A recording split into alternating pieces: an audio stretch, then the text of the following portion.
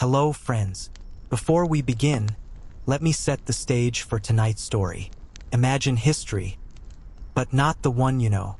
Imagine a path where a single turning point changed the shape of the entire world. And before we go further, I want to know, where are you listening from right now, and what time is it where you are?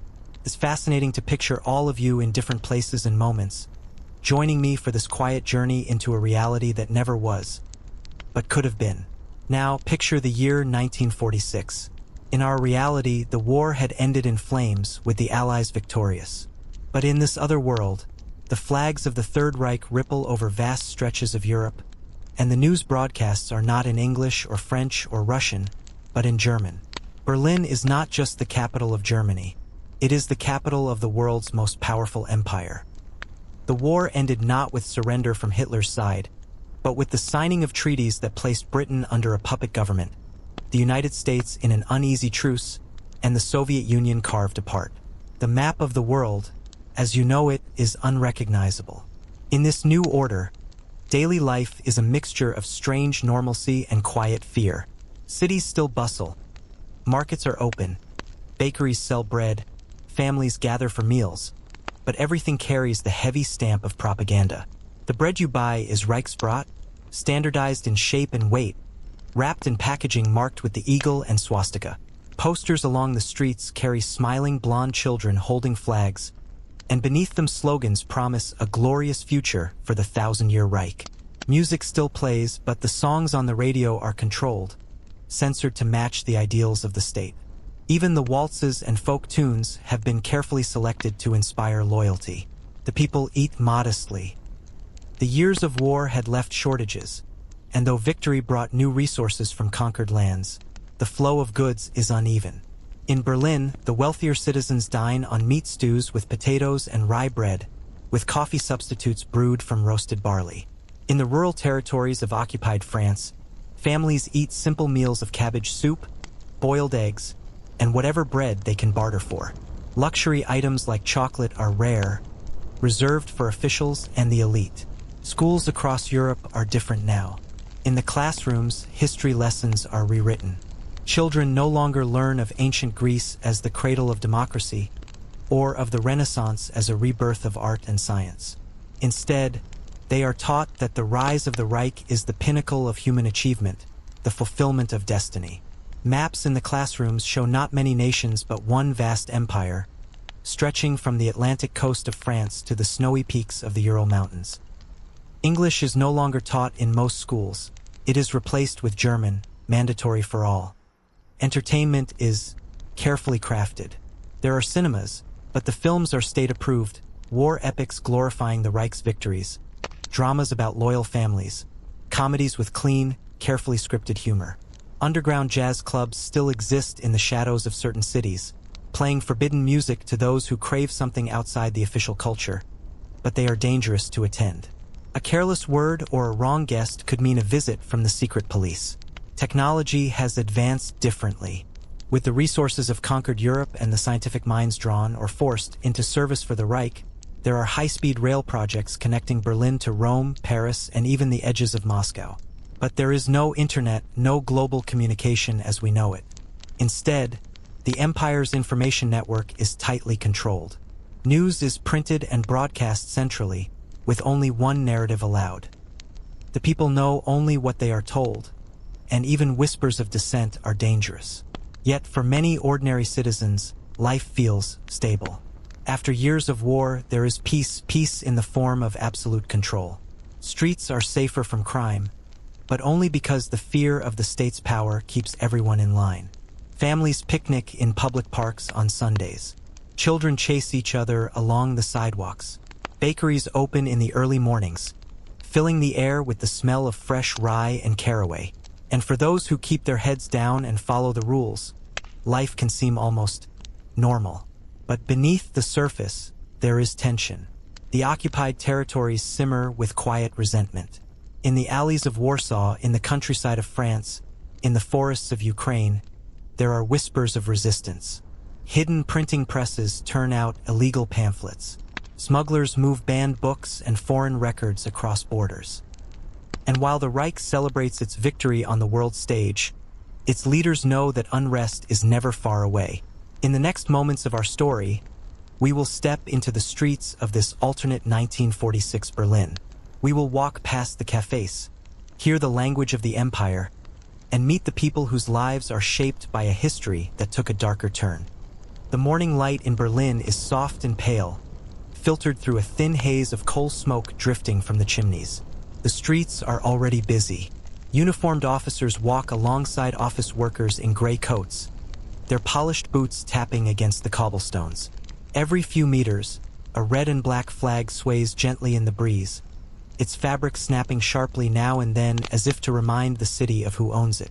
The air smells faintly of roasted grain from a nearby bakery, mingled with the metallic tang of streetcar brakes. A small cafe sits on the corner of Wilhelmstrasse, its sign painted in neat Gothic letters. Inside, the space is warm and close, with dark wooden tables and brass light fixtures. The clink of porcelain cups blends with the low hum of conversation. On the wall, a portrait of the Führer hangs above a shelf lined with state-approved newspapers, each headline carefully crafted to celebrate the empire's stability. The waitress moves briskly from table to table, her white apron spotless, her polite smile never wavering. At a table near the window, two men in their early 30s sip from steaming mugs. One wears a dark business suit, the other a simple workman's jacket. Their conversation drifts between family matters and cautious observations about the rising cost of bread. But even in such a casual exchange, there is an unspoken limit, a barrier both men sense but do not name. Each sentence is measured, each opinion smoothed into something safe. Words in this Berlin can be as dangerous as weapons. In the far corner, a young woman reads a book, its cloth cover plain, without illustration. The title is in German, but the language inside is French, carefully hidden.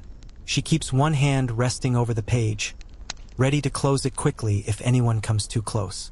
Her coffee sits untouched. A man at the bar notices her, frowns, and studies her for a moment before returning to his drink. The cafe's menu is modest, thin slices of rye bread with butter, boiled eggs, small dishes of pickled vegetables. A coffee substitute, brewed from roasted chicory and barley, is served as the default. Real coffee exists, but only for those with ration privileges or connections. On the rare occasion it appears, its aroma cuts sharply through the duller sense of the room, turning heads. This morning, no such luxury graces the air. Outside the cafe window, a tram rattles past, painted in cream and red, the imperial emblem displayed near the front.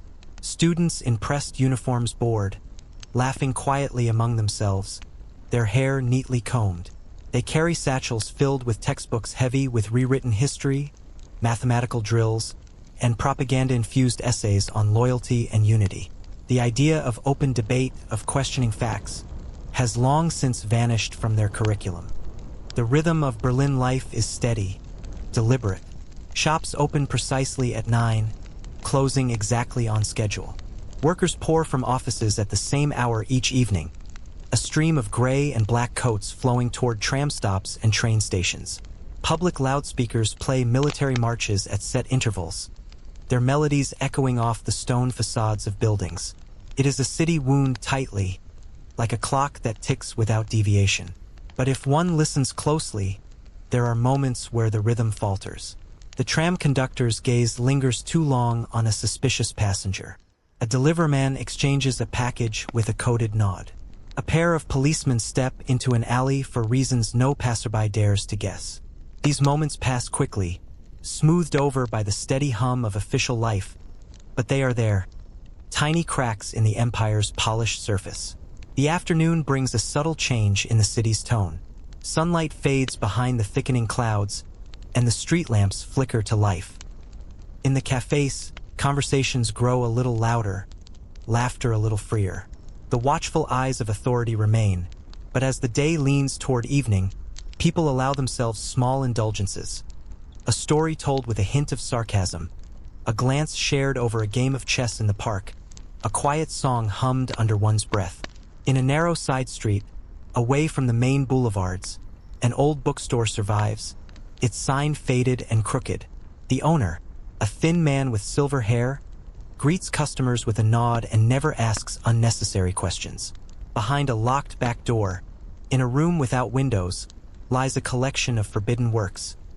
Novels in English, essays by banned philosophers, histories untouched by imperial censors. Those who know of the shop enter quietly, buy something innocuous, and leave with an extra package tucked discreetly into their coat. For most Berliners, such risks are unthinkable. The majority choose the safety of conformity. Attending parades, hanging the flag from their windows on official holidays, nodding along to speeches broadcast over the radio. But there are others, hidden in plain sight, who carry different maps in their minds. They remember a world where borders were drawn differently, where ideas moved freely, where music had no rules. And somewhere among them, in this very city, whispers begin to form into plans. Plans that, if discovered, would mean prison or worse. Yet, in the shadowed corners of cafes and bookshops, the first threads of resistance begin to weave themselves together. The evening air in Berlin carries a sharper chill now, the kind that makes breath turn to pale clouds under the streetlights. The crowds thin as workers return home to cramped apartments or modest houses in the outer districts. Trams still hum along their rails, but the rattle of their wheels is more pronounced against the growing quiet. From a distance, the faint sound of a military band drifts from a loudspeaker in the square. A slow, dignified march that seems to stretch across the city like an invisible thread. On a side street lit by a single flickering lamp, a young man named Lucas walks with his hands deep in the pockets of his overcoat. He is 26, his hair dark and neatly parted, his face unremarkable in a way that serves him well. In a city where the wrong kind of attention can end a life, blending into the background is a skill worth cultivating. Lucas works as a clerk in a government records office, handling stacks of forms and certificates, birth registrations, employment assignments, ration allocations. He is trusted enough to be left unsupervised for hours, but never high-ranking enough to warrant suspicion. Tonight, however, his route home is different. He turns away from his usual tram stop, taking a slower path through narrow alleys and quiet lanes. His destination is a place he has only heard of in whispers. A tailor's shop near the Tiergarten, known for its impeccable suits, and for certain transactions that have nothing to do with clothing. The shop is dimly lit, the front window displaying a mannequin in a crisp charcoal suit. Inside, the smell of pressed wool and cedar oil hangs in the air.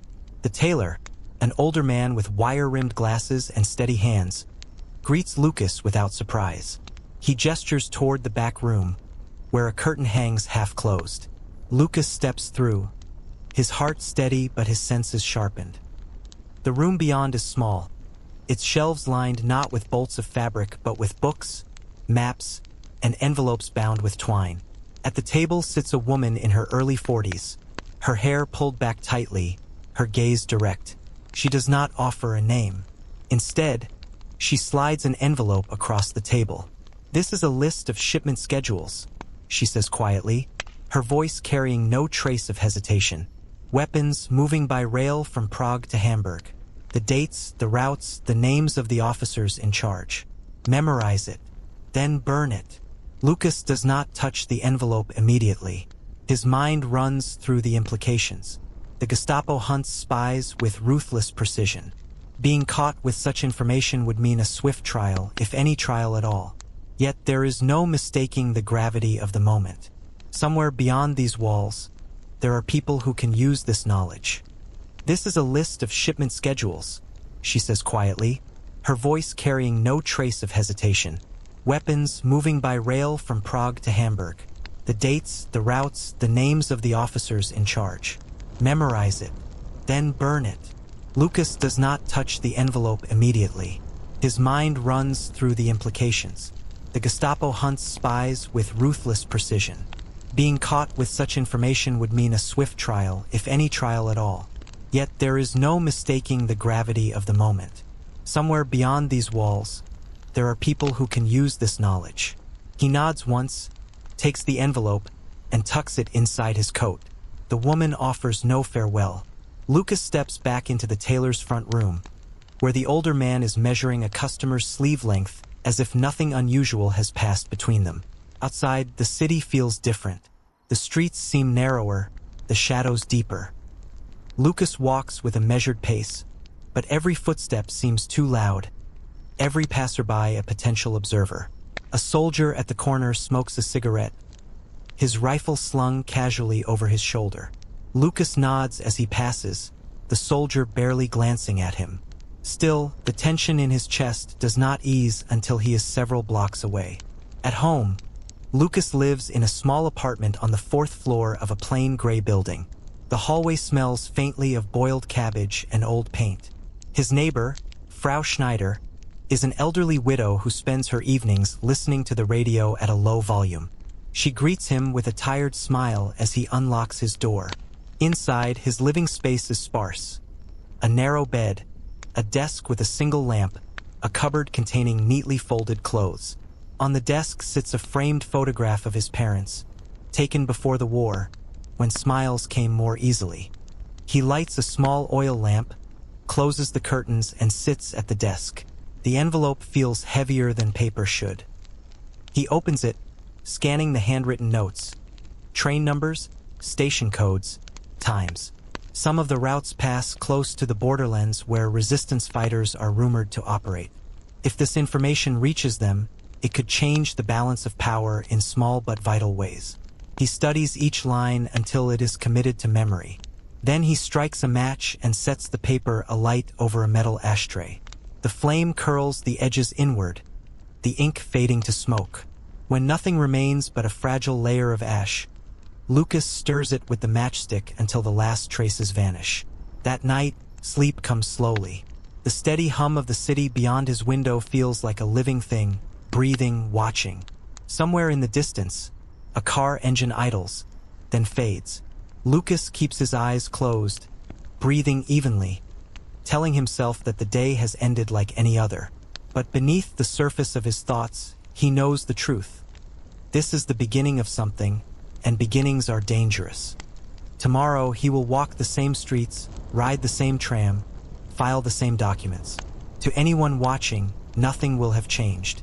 But the quiet machinery of rebellion has taken one more turn, and its movement is hidden in plain sight. The next morning, Berlin wakes beneath a low ceiling of gray clouds, the kind that seem to press down on the rooftops and make the air feel heavier. The streets are slick from a light overnight rain, the cobblestones shining faintly under the muted daylight. Lucas steps out of his apartment at exactly the same time as every other day, locking the door with the familiar click, his briefcase in hand. From the outside, he is nothing more than another office worker on his way to the records building, a moving piece in the city's endless clockwork. But today, the rhythm is different beneath the surface. The information he memorized the night before is a weight he carries not in his briefcase, but in his mind, and its presence changes the way he sees everything. Every uniformed officer he passes is no longer simply a symbol of the regime. They are also a potential barrier between him and his purpose. Every shop doorway, every tram stop could be a place to vanish, or a place to be caught. Lucas boards his usual tram, taking a seat near the middle, where he can watch both the doors and the street outside. The interior smells faintly of damp wool and machine oil. Passengers murmur quietly, their voices blending with the steady hum of the electric motor. A man in a brown overcoat reads the morning newspaper, the headline boasting of the empire's industrial progress. Across the aisle, a young woman juggles a paper bag of bread rolls, glancing nervously toward a soldier seated near the front. At the third stop, Lucas steps off, though this is not his normal route. The platform here is smaller, with a row of bicycles chained to a metal fence and a kiosk selling newspapers and cigarettes. He walks past without stopping, turning into a narrow lane that leads toward the canal. The water is dark and still, reflecting the overcast sky like a sheet of dull steel. His contact is a man known to him only as Otto, a mechanic who works at a tram depot. Lucas has never met him face to face. Their arrangement, if it can be called that, exists through carefully passed messages. A book left on a bench, a matchbox slipped into a pocket. Today's meeting is set in motion by something far more dangerous: direct communication. Near the canal, there is a repair shed for the tram lines, its wooden walls weathered and marked with faded paint. Lucas approaches casually, glancing once over his shoulder before stepping inside. The air smells of grease and cold metal. At the far end, hunched over the open side panel of a tram car, is Otto, a broad-shouldered man with a streak of silver in his dark hair. Without looking up, Otto says quietly, "You have something for me." "Not in writing," Lucas replies, keeping his voice low, "but I can tell you where it matters to be." Otto straightens, wiping his hands on a rag. His expression is unreadable, his eyes sharp. "Say it once, clearly." Lucas recites the shipment details, dates, routes, officer names, without pause, his memory precise. Otto listens without interruption, then nods once. "Good. That's enough." There is no handshake, no sign of gratitude. Otto returns to his work, the sound of tools resuming as if the conversation never happened. Lucas turns to leave, his steps careful, the shed door creaking slightly as he pushes it open. Outside, the air feels colder. He walks along the canal until the shed is out of sight, then blends back into the busier streets. The city swallows him up, just as it swallows thousands of others every day. At the records office, Lucas's day is as ordinary as it can be. He stamps documents, files reports, and exchanges polite greetings with colleagues. But every so often, a flicker of unease crosses his mind. What if Otto is not who he claims to be? What if the entire exchange was a trap? In Berlin, such thoughts are not paranoia, they are survival instincts. By evening, the rain has returned, tapping softly against the tram windows as Lucas rides home. He keeps his gaze fixed on the blurred shapes of buildings passing outside, letting the monotony of the city's movement settle over him like a blanket. When he finally reaches his apartment, the hallway is empty. He unlocks his door, steps inside, and sets his briefcase down. It is only then, as he removes his coat, that he notices something unusual. A small envelope lies on the floor just inside his door, as if slipped through the gap beneath it. He picks it up, turning it over in his hands.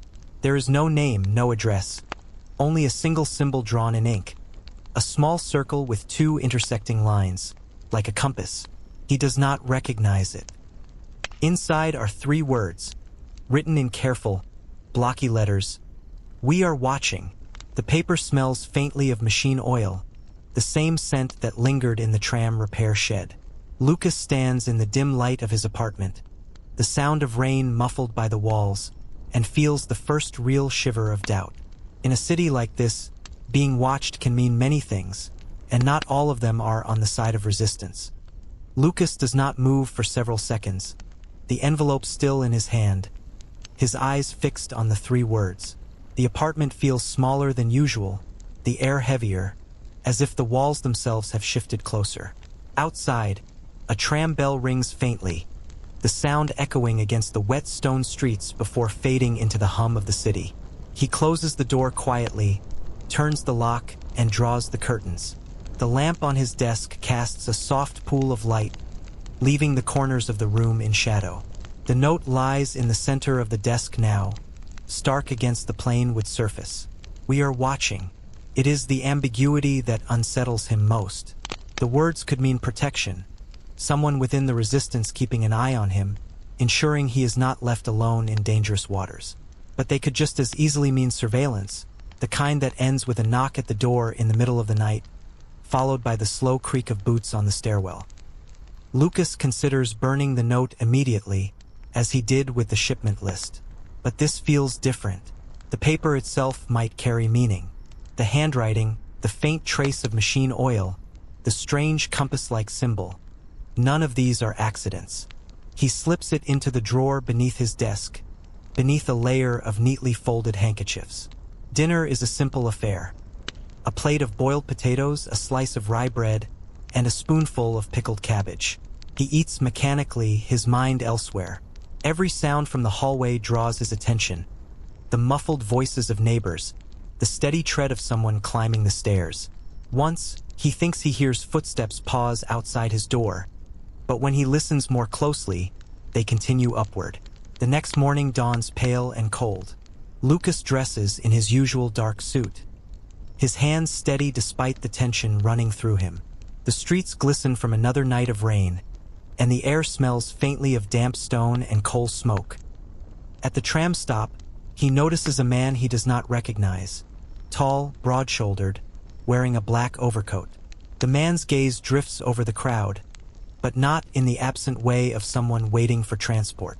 It is deliberate scanning, measuring. Lucas boards the tram without looking directly at him, choosing a seat near the rear. As the tram begins to move, the man remains on the platform, watching until the vehicle rounds the corner. At the records office, the day proceeds as usual. Forms to be stamped, reports to be filed. But Lucas is more aware than ever of the details around him. The way a colleague's conversation stops abruptly when he approaches. The glance from a clerk at the far desk, quickly averted. The faint scent of tobacco smoke in the stairwell, where smoking is forbidden. By midday, he makes a decision.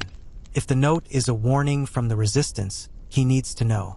If it is a threat from the Gestapo, he needs to be ready. Either way, waiting passively will only tighten the noose. He leaves the office during his lunch break, walking briskly toward the older districts near the river. The streets here are narrower, the buildings older, their stone facades darkened by decades of soot. Eventually, he finds himself outside the tailor's shop where it all began. The display window shows the same mannequin in its charcoal suit, but the shop itself appears closed. Lucas tries the door. It opens with a faint chime, the sound oddly loud in the stillness. The front room is empty. No customer, no tailor. The air smells of dust and wool. Behind the counter, the curtain to the back room is half drawn. He steps inside. The table where the mysterious woman once sat is gone, replaced by a row of empty shelves. There are no books, no maps, no envelopes. The room feels abandoned, as if it has been cleared in haste. Only one thing remains: a small scrap of paper pinned to the wall with a brass tack. It bears the same compass-like symbol as the note from his apartment. No words, no signature. Lucas studies it for a long moment before removing it from the wall and slipping it into his coat pocket. The absence of the tailor and his contact could mean they've gone underground, or it could mean they've been taken. Either way, the symbol is now twice in his possession, and twice is no coincidence. Outside, the wind has picked up, carrying with it the smell of the river and the distant hiss of rain beginning again. Lucas walks quickly, keeping to side streets, his mind running through possibilities. If the symbol is a sign of the resistance, perhaps it marks places or people he can trust. If it is a mark from the secret police, perhaps it is a silent warning that they are already too close. That night, as he lies in bed, the city's noises seem sharper than usual. Somewhere nearby, a door slams. A dog barks briefly, then falls silent. Lucas keeps his eyes open in the darkness, the two scraps of paper now hidden together in the drawer beneath his desk. Sleep, when it comes, is shallow and filled with images of intersecting lines, shadows moving in doorways, and the constant feeling of being watched from just beyond the edge of sight. 3 days pass before the symbol appears again. By then, Lucas has trained himself not to glance too often at shadows or to slow his pace near unfamiliar faces. In Berlin, being visibly alert can draw just as much suspicion as looking guilty. But his mind has not stopped circling the same thought. Whoever left the notes knows where he lives, and they know his movements well enough to slip past him unnoticed. It is a cold Thursday morning when he sees it. The tram is delayed by a mechanical fault, forcing Lucas to walk part of the route to his office. Near the river, in a narrow cobbled alley where the walls lean inward, he notices a poster advertising a state-sponsored film, an overwrought war epic about the Empire's triumph in the East. But it is not the film's title that stops him. In the lower corner of the poster, half hidden beneath a torn scrap of paper, is the same compass-like symbol, drawn in thick black ink. This time, there is something new. An arrow, faintly sketched, pointing down the alley toward an arched doorway. Lucas hesitates, glancing back toward the main street. No one seems to be watching. The arrow is not an invitation that can be ignored. He follows it, his footsteps echoing faintly against the damp walls. The doorway at the end of the alley is heavy oak, its surface scarred with age. Above it, the number 17 is painted in flaking gold letters. The door is unlocked. Inside, the air smells of old stone and candle wax. The narrow hallway leads to a spiral staircase descending into darkness. Lucas places his hand on the cold iron railing and begins to move downward. The sound of the city fades with each step, replaced by the faint murmur of voices. At the bottom, he finds himself in a low-ceilinged room lit by oil lamps. The walls are lined with shelves, not of books, but of wooden crates stamped with vague shipping codes. Around a rough wooden table sit 5 people, 3 men, 2 women, each dressed plainly, each wearing the same cautious expression of someone measuring every move. One of the women stands as Lucas enters. She is tall, with sharp features and pale hair tied back in a knot. "You found us," she says, her voice carrying the quiet certainty of someone who expected him to arrive. "I followed the mark," Lucas replies. His voice sounds steadier than he feels. "That's the point," she says. "We mark only those who've already proven they can be useful." The group introduces themselves only by first names, and Lucas quickly realizes these are not the same people he met through the tailor's shop. That network, it seems, has been dismantled or absorbed into something larger. The tall woman, who calls herself Clara, explains their purpose in clipped, deliberate sentences. They are not saboteurs in the romantic sense, no dramatic explosions, no public assassinations. Their work is quieter, aimed at gathering information, forging documents, and moving people in and out of the Empire's reach. The symbol Lucas has seen is not merely a sign of recognition. It is a test. Only those who notice it and choose to follow it are considered worth the risk. Clara slides a small stack of papers across the table. "These are work permits," she says, "valid for 6 months. They belong to people who don't exist. They need to be in the hands of real people, people the Reich would rather not let travel. You'll deliver them." Lucas studies the papers. Each is perfectly forged, complete with official stamps and signatures. "How do I find them?" he asks. "They'll find you," Clara replies. "Carry them as if they're nothing at all. If you're stopped, they're just misfiled documents. But you won't be stopped. Not if you keep your face blank. There is no further explanation." The meeting ends as abruptly as it began. Lucas climbs the spiral stairs again, the weight of the forged permits in his coat pocket. Back on the street, the air feels different, colder, sharper, as though the city has tilted slightly off its axis. That night, Lucas dreams of walking through endless streets, each building marked with the compass symbol. Behind every door, a different face stares at him in silence. Some are friendly, some unreadable, some hostile. He wakes before dawn, the sound of distant boots on pavement lingering in his ears. 2 days later, the first recipient finds him. It happens on the tram, where Lucas sits with his briefcase resting on his knees. A middle-aged man in a faded brown cap takes the seat beside him without asking. He does not look at Lucas, but his hand brushes briefly against his coat pocket. It is the lightest of touches, but in it is the unspoken message. "Now." Lucas shifts slightly, as if adjusting his seat, and slides one of the forged permits into the man's hand. The man stands at the next stop, stepping off without a backward glance. The exchange lasts no more than 3 seconds, but Lucas feels the adrenaline long after. Every passerby on the street outside suddenly looks like a potential informant. Every uniformed officer seems to glance at him just a second too long. In the world he now occupies, danger doesn't announce itself. It slides silently into the seat beside you, takes what it needs, and vanishes. The morning sun in Berlin was pale and cold, though the streets seemed far busier than they had during the early years of the Reich's victory. Trains from the east arrived every hour, bringing goods, raw materials, and people whose lives had been forever changed by the outcome of the war. The station was lined with banners that still bore the faded gold threads of past parades, but now the imagery was less about triumph and more about permanence, the steady projection of a regime that considered itself eternal. Shops on the main boulevards sold small luxuries, Russian furs, Polish amber, French perfumes, while food stalls offered fried sausages wrapped in paper stamped with the eagle insignia. A man could get hot black coffee from Java in the mornings, though it came sweetened with beet syrup rather than sugar, which had become scarce even in this victorious empire. The radio towers broadcast the same smooth-voiced announcers describing achievements in agriculture, science, and military readiness. They told stories about the expansion of settlements in the Urals and the opening of the Reich's new university in Novosibirsk, where young Germans were encouraged to study engineering for the Great Eastern Project. But beneath the official optimism, there was an unspoken tension in the air.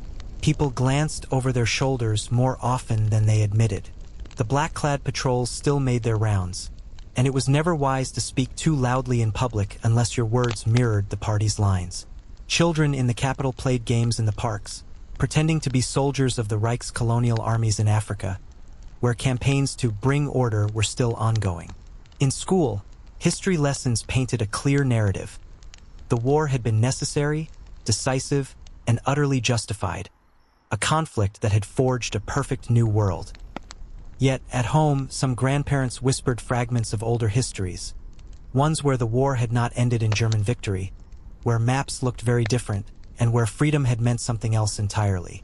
These whispers were dangerous, but they survived in the smallest corners, passed along in low voices while the radios were switched off. In the evenings, restaurants were crowded. It was common to see a mixture of German officials, businessmen from annexed territories, and soldiers on leave from far-off garrisons. Meals varied.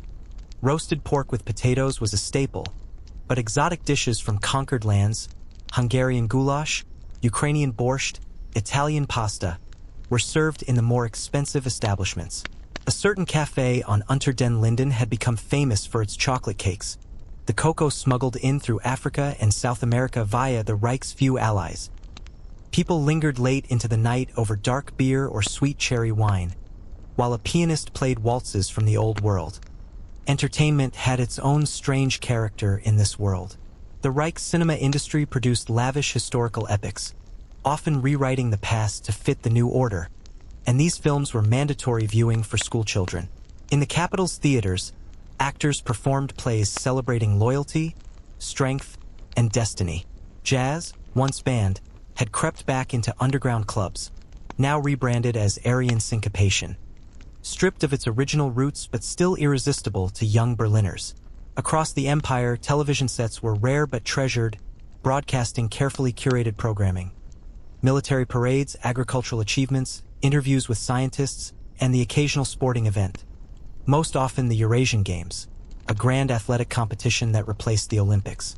Life for the average German citizen was, in many ways, stable and even comfortable, but it was stability built on a carefully maintained illusion. Borders stretched so far east that few people truly understood the scale of the Reich anymore. Stories circulated about distant provinces where winters were deadly, forests endless, and uprisings brutally crushed before they reached the newspapers. The great promise of living space had been fulfilled for some, but it came at the cost of constant resettlement and an unending stream of labor from conquered populations. Some nights, especially in the quieter districts, people would gather in small, private rooms to talk more freely. These gatherings were not exactly illegal, but everyone knew they were watched. A friend might lean closer, voice barely above a whisper, and ask if you had heard the latest rumor, that a resistance movement still operated somewhere in the mountains of the Balkans, or that an entire town in Siberia had vanished after refusing to meet its production quotas. Such talk was dangerous, but it carried a strange thrill, a reminder that not everything was under the Reich's control, even now. And beyond the heart of Europe, the world continued to shift. In the Americas, the United States, isolated and wary, remained the last major power untouched by the Reich's expansion. Trade existed between the two, but it was cautious, with each side watching the other as though the war had never truly ended. In Asia, Japan maintained its own empire, an uneasy ally of Berlin but deeply distrustful, guarding its sphere of influence fiercely. The dream of a global order under one banner had not yet been achieved, though the Reich's leaders still spoke of it as inevitable. Tomorrow, Berlin would awaken again to the sound of marching boots on cobblestones, the scent of fresh bread from state bakeries, and the ever-present hum of propaganda through loudspeakers. The city lived in a rhythm both ordinary and extraordinary. Ordinary in its daily routines, extraordinary in the sheer scale of the machine that governed it. And somewhere, deep in the archives of power, plans were still being drawn for the next phase, the one that would finally make this order permanent. In the summer of 1952, with the Reich stretching from the Atlantic to the Ural Mountains, life had settled into a strange kind of normalcy for those who had grown up under the banner of the swastika. In Berlin, where the monumental Germania had replaced the old city, the wide avenues bustled with citizens dressed in sharp uniforms and tailored coats, many wearing the insignia of various party organizations. State-controlled loudspeakers broadcast a steady stream of triumphant speeches, orchestral marches, and the occasional cheerful folk tune carefully approved by cultural officers. Cafes were filled with soldiers on leave, bureaucrats enjoying their midday break, and young couples sipping black market coffee substitutes, the aroma mingling with the scent of roasted barley that had replaced imported beans long ago. The average citizen's diet was simple but regimented. Breakfasts often consisted of dark rye bread, spread with a thin layer of synthetic butter and a smear of beet jam, accompanied by a cup of ersatz coffee or herbal tea. Lunch might be a bowl of cabbage soup with a slice of sausage, if one had the proper ration coupons, while dinners often featured boiled potatoes, pickled vegetables, and small portions of pork or fish, depending on the region. Luxury goods like chocolate or citrus fruits were scarce, reserved for party elites and special occasions. Yet propaganda painted these modest meals as patriotic, emphasizing self-sufficiency and the honor of living simply for the greater glory of the Reich. Children grew up in a world where history lessons were rewritten, maps showed only a vast, unbroken German empire, and the faces of Hitler and other leaders adorned classroom walls. They played war games in the streets, reenacting famous battles where the Reich had triumphed, and competed in athletic events meant to prepare them for future service. Youth camps in the countryside taught them to march, handle basic weapons, and recite nationalist songs around campfires. Many of these children knew no other way of life. To them, the world had always been this way. Cultural life was carefully curated. Films shown in grand new cinemas were mostly propaganda epics celebrating the Reich's victories or historical dramas where German heroes overcame treacherous enemies. Theaters staged classical works approved by the regime, often altered to remove undesirable elements. Jazz and other forms of foreign music were banned, replaced by martial marches and folk songs praising unity, loyalty, and sacrifice. Even art exhibitions featured only works that glorified strength, purity, and the idealized vision of Aryan life. Leisure activities varied depending on status and location. In coastal cities, families might spend weekends on regimented beaches where party officers oversaw games and competitions, while in the mountains, ski resorts once reserved for the wealthy were now accessible to loyal citizens who met service requirements. In smaller towns, evenings were spent in community halls attending lectures, folk dances, or radio listening gatherings where neighbors absorbed the latest news of scientific breakthroughs, construction projects, and cultural achievements. For the working class, the Reich provided employment through massive infrastructure projects, new highways, rail lines, and monumental buildings. Factories produced everything from vehicles to military equipment, with workers often rewarded for exceeding quotas through public ceremonies and certificates of merit. However, there was little tolerance for dissent. Even a careless remark could result in a visit from the Gestapo. People learned to speak carefully, to keep their true thoughts private, and to display outward loyalty at all times. Still, beneath the carefully polished surface, small pockets of quiet resistance persisted. In hidden corners of cities, some secretly listened to forbidden foreign broadcasts or shared smuggled books that told a different version of the past. These acts were dangerous, yet they kept alive a faint spark of an alternate truth, a whisper that the world could have been otherwise. In this alternate reality, the tension between the vast, orderly empire and the small, stubborn human spirit would define daily life for decades to come. As the Reich solidified its grip across Europe and Asia, the world beyond the Ural Mountains and the Atlantic Ocean became a place of cautious observation and quiet tension. In North America, Life carried on under the shadow of a Germany that had won where it had failed in our history. Cities like New York and Chicago remained untouched physically, but every report filtered back through newspapers and foreign correspondence carried the weight of a distant, unstoppable empire. Americans spoke quietly about the Reich's victories, its technological advances, and the impossibility of challenging a global power whose reach extended from the Atlantic to Siberia. On the streets of New York, the skyline was familiar, yet there was a subtle unease in the air. People walked briskly, eyes flicking toward the occasional reporter carrying telegrams from European capitals. The cafes along Fifth Avenue hummed with conversation about trade embargoes, rumors of new colonial territories, and the Reich's rapidly expanding scientific programs. At one such cafe, men in suits discussed the latest reports from Berlin, the construction of massive factories in occupied territories, the establishment of research institutes in the Urals, and the relentless march of infrastructure projects connecting cities hundreds of miles apart. Women listened, stirring their tea, noting carefully which topics were safe to discuss and which could lead to dangerous speculation. Life in America carried its own rhythm, shaped now by a distant superpower. Farmers in the Midwest still rose before dawn, tending fields of wheat and corn, but they traded their surplus cautiously, aware that international agreements were controlled by a Germany whose influence reached even the ports of New York and Boston.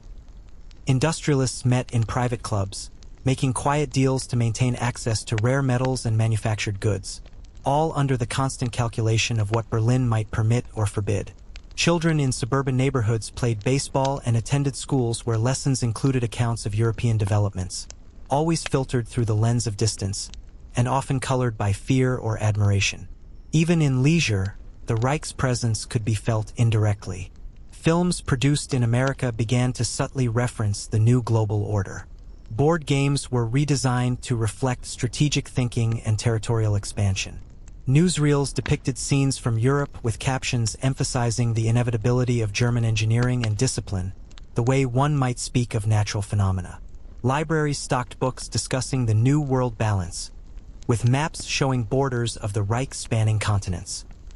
Citizens absorbed these images and statistics in quiet fascination, some with pride in German efficiency, others with private dread of the distant power looming over them. Trade between America and the Reich was cautious but continuous. Ships carried industrial equipment, raw materials, and occasionally luxury goods. Trains in Europe carried exports to Atlantic ports that were then shipped across oceans. Every crate and barrel was meticulously documented, and every transaction carried an invisible note. Deviation could mean political or financial disaster. In ports, customs officers checked cargo against strict lists, aware that mistakes could have consequences far beyond mere fines. In warehouses, workers handled crates stamped with the eagle emblem, even if the contents were mundane. Textiles, machinery, or paper products. At home, families maintained routines, preparing meals from rationed or locally grown ingredients. Breakfast might be oatmeal or cornmeal porridge with a touch of syrup, lunch sandwiches with locally cured meats, and dinner often vegetables from home gardens, sometimes supplemented with fish or poultry. Recipes were adapted to reflect availability and scarcity, yet the presentation remained important. It was a way to uphold dignity and a semblance of normalcy in a world where one empire dominated news, trade, and global thought. Culture, too, shifted subtly. Theater productions in New York often centered on historical dramas, but with plotlines highlighting ingenuity, survival, and the subtle interplay of nations in the new geopolitical reality. Musicians experimented cautiously with new rhythms, blending jazz with more traditional compositions to maintain the semblance of familiar entertainment while avoiding overt political implications. Artists painted cityscapes with an eye toward monumentalism, often imagining architecture that could withstand decades of influence from a distant, disciplined power. Yet, in the quiet corners of cities, hidden from the eyes of the bustling streets, underground networks began to form. Scholars exchanged forbidden research, librarians quietly preserved banned books, and a few determined individuals plotted ways to communicate with allies abroad. They spoke in hushed tones about Germany's global influence, the expansion of settlements in Siberia, and the mysterious factories hidden in Eastern Europe where new technologies were developed.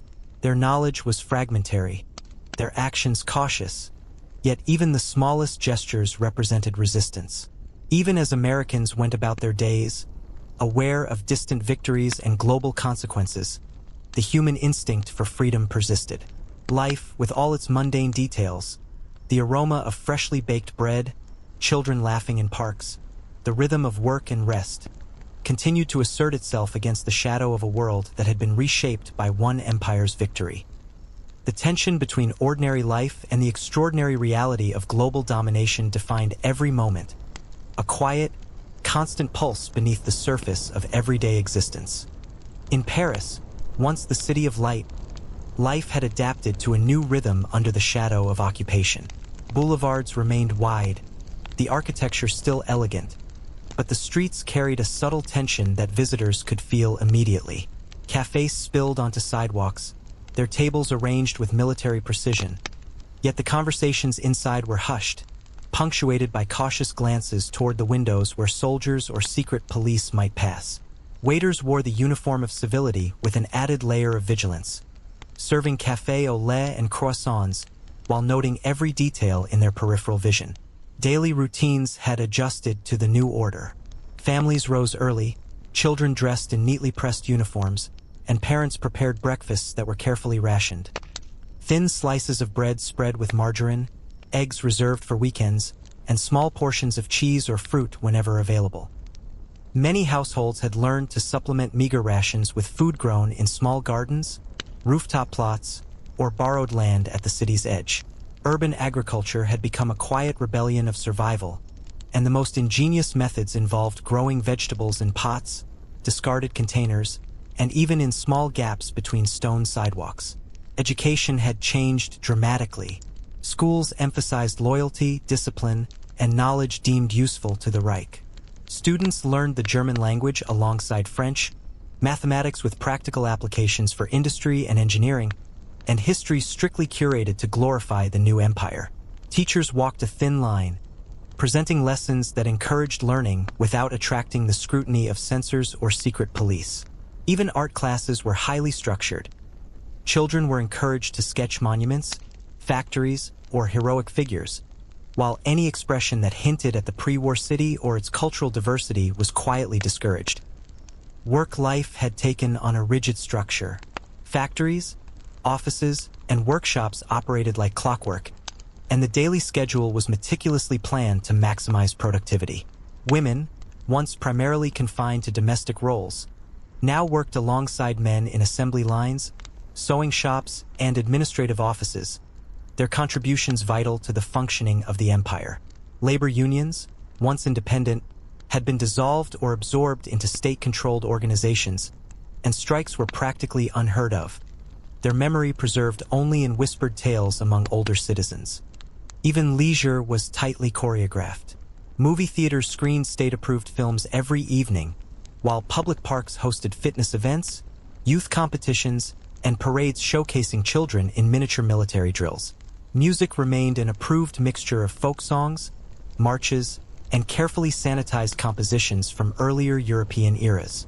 Jazz and foreign influences had been mostly suppressed, though underground performances continued in hidden apartments and cellars, attracting those daring enough to risk arrest for the thrill of a forbidden tune. Markets were busy and orderly, yet every transaction carried unspoken rules.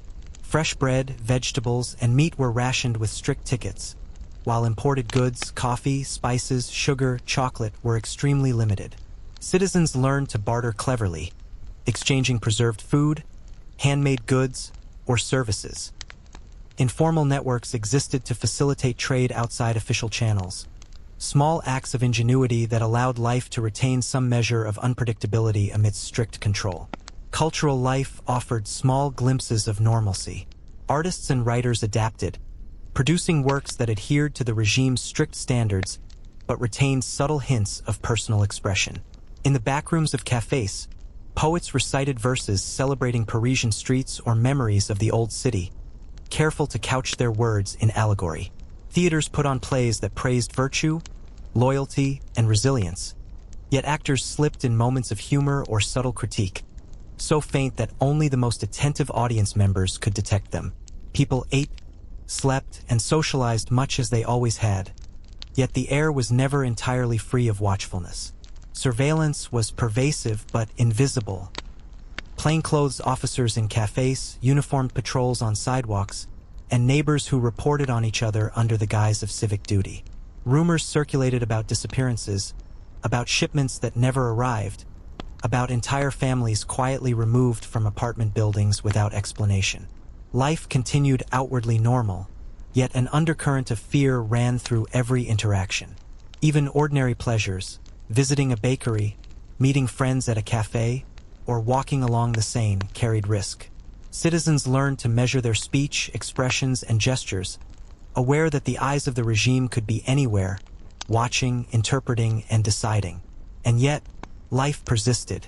Children laughed, lovers met in hidden gardens, musicians practiced in secret, and people found ways to create moments of beauty, small rebellions of normalcy against the enormity of a world ordered by fear and control.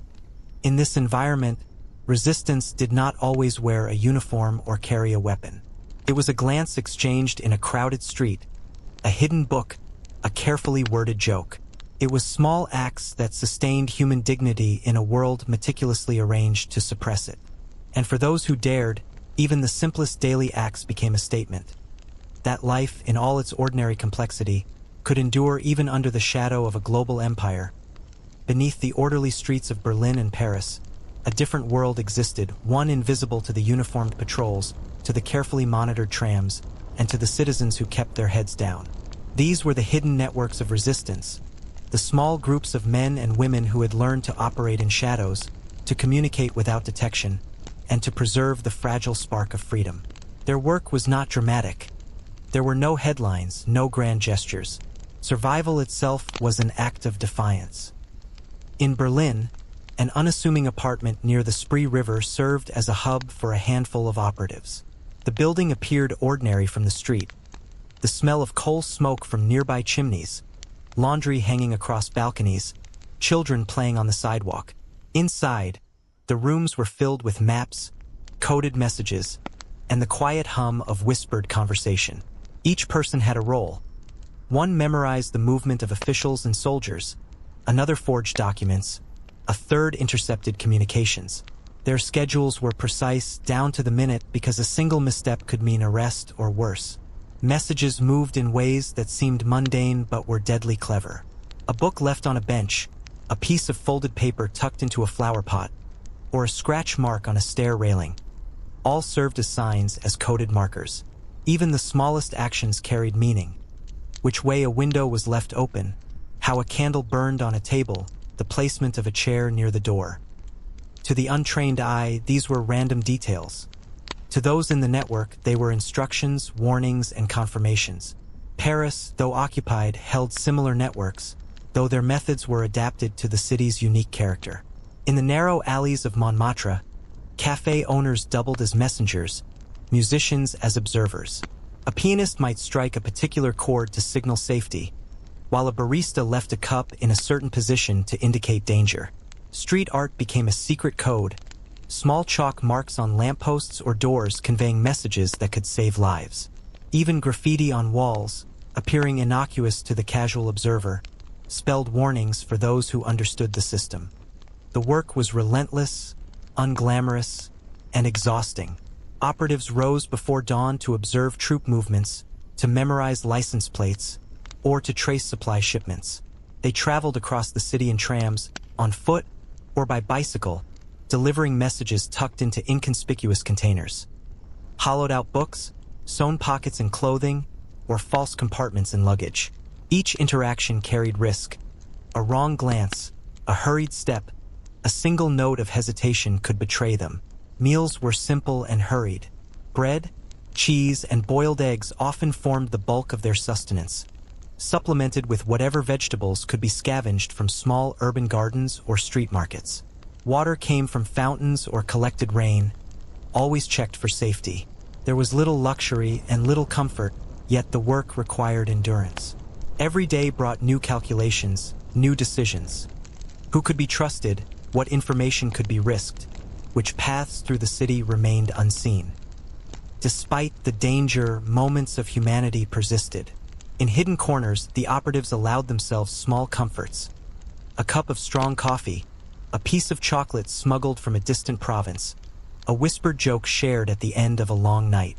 These moments reinforced morale, a reminder that even in a world dominated by fear and control, life could retain fragments of joy. Children, too, played roles in subtle ways. A young boy delivering newspapers could observe troop movements unnoticed. A girl running errands for her family might slip a folded note into a shopkeeper's pocket. These were not acts of heroism in the traditional sense, but they were vital contributions to a network designed for survival and the preservation of information. Communication was the backbone of resistance. Radio transmissions, carefully coded, allowed isolated cells to coordinate movements. Hidden typewriters clacked in dimly lit rooms, producing leaflets or instructions that could be distributed under the guise of ordinary business. Every signal, every detail had to be memorized or encoded to avoid discovery. Any breach could unravel months of careful planning, and operatives understood this implicitly. Sleep, when it came, was fitful. Operatives rested in shifts, often in small apartments with thick walls or hidden basements. Dreams were haunted by patrols, by the shadow of the Reich's ever-present surveillance, and by the constant calculations of risk versus necessity. Even in slumber, the mind remained alert, rehearsing routes, memorizing faces, and replaying coded signals. And yet, amid this tension, the resistance endured. Each successfully delivered message, each smuggled document, each observation passed along undetected, reinforced the fragile network of human persistence. It was a quiet, invisible war, one of intelligence, stealth, and careful planning, carried out not with grandiose heroics but with patience, precision, and courage. In this shadowed reality, the ordinary moments of life, walking along a quiet street, drinking coffee in a hidden cafe, observing a passing patrol, became acts of constant calculation. Every citizen, every movement, every routine could serve as cover or convey information. And within this delicate balance of observation and concealment, the essence of resistance persisted, quietly shaping the undercurrents of a world outwardly dominated by a single, unyielding power. High above the streets of Berlin, in the towering administrative complexes built to dominate the skyline, life moved with a precision and intensity entirely different from the quiet tension below. Here, the Reich's leaders and bureaucrats managed an empire that stretched thousands of miles, orchestrating industries, settlements, and military operations with meticulous attention to detail. The halls were wide and echoing, the air scented faintly with polished wood and the occasional sharp tang of ink from endless documents. Clerks moved briskly, carrying stacks of paperwork that chronicled everything from resource allocation in Siberia to construction schedules for new highways in Eastern Europe. Each form was stamped, logged, and cross-referenced, the information flowing through channels that only those trained in the system could navigate.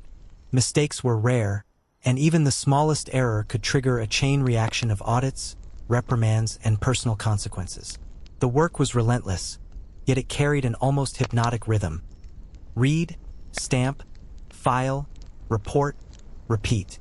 Leaders rose early, their mornings dominated by briefings and meetings. Maps of conquered territories adorned the walls, red lines indicating supply routes, new settlements, and areas still under consolidation. Intelligence reports arrived hourly. Troop movements, economic data, labor allocations, and coded messages intercepted from distant regions.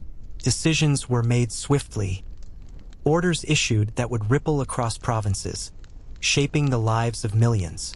Every instruction had to balance efficiency, loyalty, and the unyielding ideology that formed the backbone of the Reich. The diet in these corridors of power reflected both practicality and a subtle indulgence. Breakfasts often consisted of soft rolls, smoked fish, boiled eggs, and black coffee. Lunch might include roast meats with seasonal vegetables, thin slices of pâté, and bread baked in industrial kitchens designed to feed thousands. Evening meals were more ceremonial, served in private dining halls with polished silverware, white linens, and wine imported from territories now under German control. These meals were as much about display and hierarchy as nourishment, each bite a symbol of order, success, and authority. Entertainment and leisure, while carefully controlled, were also part of the daily rhythm. Music echoed through offices and dining rooms, orchestral compositions praising German engineering, historical dramas performed in the Reich's theaters, and occasional literary readings highlighting loyalty and duty. Even casual conversations carried an undertone of scrutiny. A misplaced word could be misinterpreted, and stories of internal purges or reprimands ensured that everyone remained vigilant. Despite the outward sense of control, stress permeated the upper echelons. Decisions had consequences across continents, and a single misjudgment could halt critical infrastructure projects, disrupt supply chains, or incite unrest in occupied regions. Bureaucrats moved efficiently, but they were acutely aware that their work was never complete. The empire demanded constant management, relentless calculation, and unwavering obedience. Travel between regions was routine for those in power. Bullet trains linked cities across Europe, while long-range aircraft ferried officials to remote provinces. Governors in Siberia or the Caucasus managed colonies of settlers, supervised labor forces, and enforced the laws of the Reich with local administrators. Their reports, submitted daily or weekly, provided a detailed picture of economic production, population movements, and social order. The leadership relied on this constant stream of data to maintain a fragile equilibrium, one that had to appear absolute but could collapse under unforeseen pressures. Even in moments of private reflection, leaders were conscious of the scale of their responsibilities. Many kept journals, writing in neat, precise script about strategies, observations, and political calculations. These records were never personal in the sense of emotion. They were tools, chronicles of efficiency and order, and sometimes a silent testament to the pressures of managing a global empire. Outside the administrative complexes, the city continued to hum with life. Trams rattling along the streets, merchants selling goods, children playing in small courtyards, but all of it moved under the careful supervision of those above. Security forces patrolled regularly, intelligence officers monitored communications, and even the architecture itself reinforced the power of the regime. Wide avenues, monumental buildings, and surveillance posts made the presence of authority both literal and psychological. Yet, even in this world of calculated control, uncertainty lingered. Reports of resistance, small acts, coded messages, disappearing operatives arrived periodically. Some were dismissed as insignificant. Others prompted quiet investigations. No one could predict which spark of rebellion might ignite larger consequences, and the awareness of this latent threat shaped every decision, every conversation, and every document drafted in the heart of the Reich. The contrast between life in the upper halls of power and the quiet, hidden acts of resistance below was stark. Above, control was systematic and visible, exercised through bureaucracy, surveillance, and a rigid hierarchy. Below, defiance was subtle, improvisational, and invisible, surviving in shadows, coded signals, and small gestures of humanity. Both worlds existed simultaneously, separated by floors, streets, and perception, yet intimately connected, because every minor act of resistance, no matter how hidden, had the potential to ripple upward and challenge the very structure of the empire. In the heart of Vienna, the morning began like any other, though in this world, ordinary carried the weight of vigilance. Streets were wide and clean, lined with towering facades bearing the insignia of the Reich. Citizens emerged from apartments with careful, measured steps, mindful of the ever-present uniformed patrols. Children walked to school in neat uniforms, their satchels heavy with textbooks that contained only the sanctioned version of history and geography. The scent of freshly baked bread mingled with the faint tang of coal smoke, a reminder of both nourishment and industry, of life moving forward within the strict order imposed by an empire that claimed it had conquered chaos itself. At home, families followed routines as precise as clockwork. Breakfast was simple: dark rye bread, margarine, a thin layer of preserves if available. Mothers and fathers exchanged words that were polite but cautious, avoiding opinions that might attract scrutiny from neighbors loyal to the regime. In some households, small gardens provided vegetables, herbs, or chickens for eggs, all tucked discreetly behind fences or in courtyards invisible from the street. These gardens, though unassuming, were tiny acts of autonomy, a private assertion of life beyond official control. Schools ran on rigorous schedules.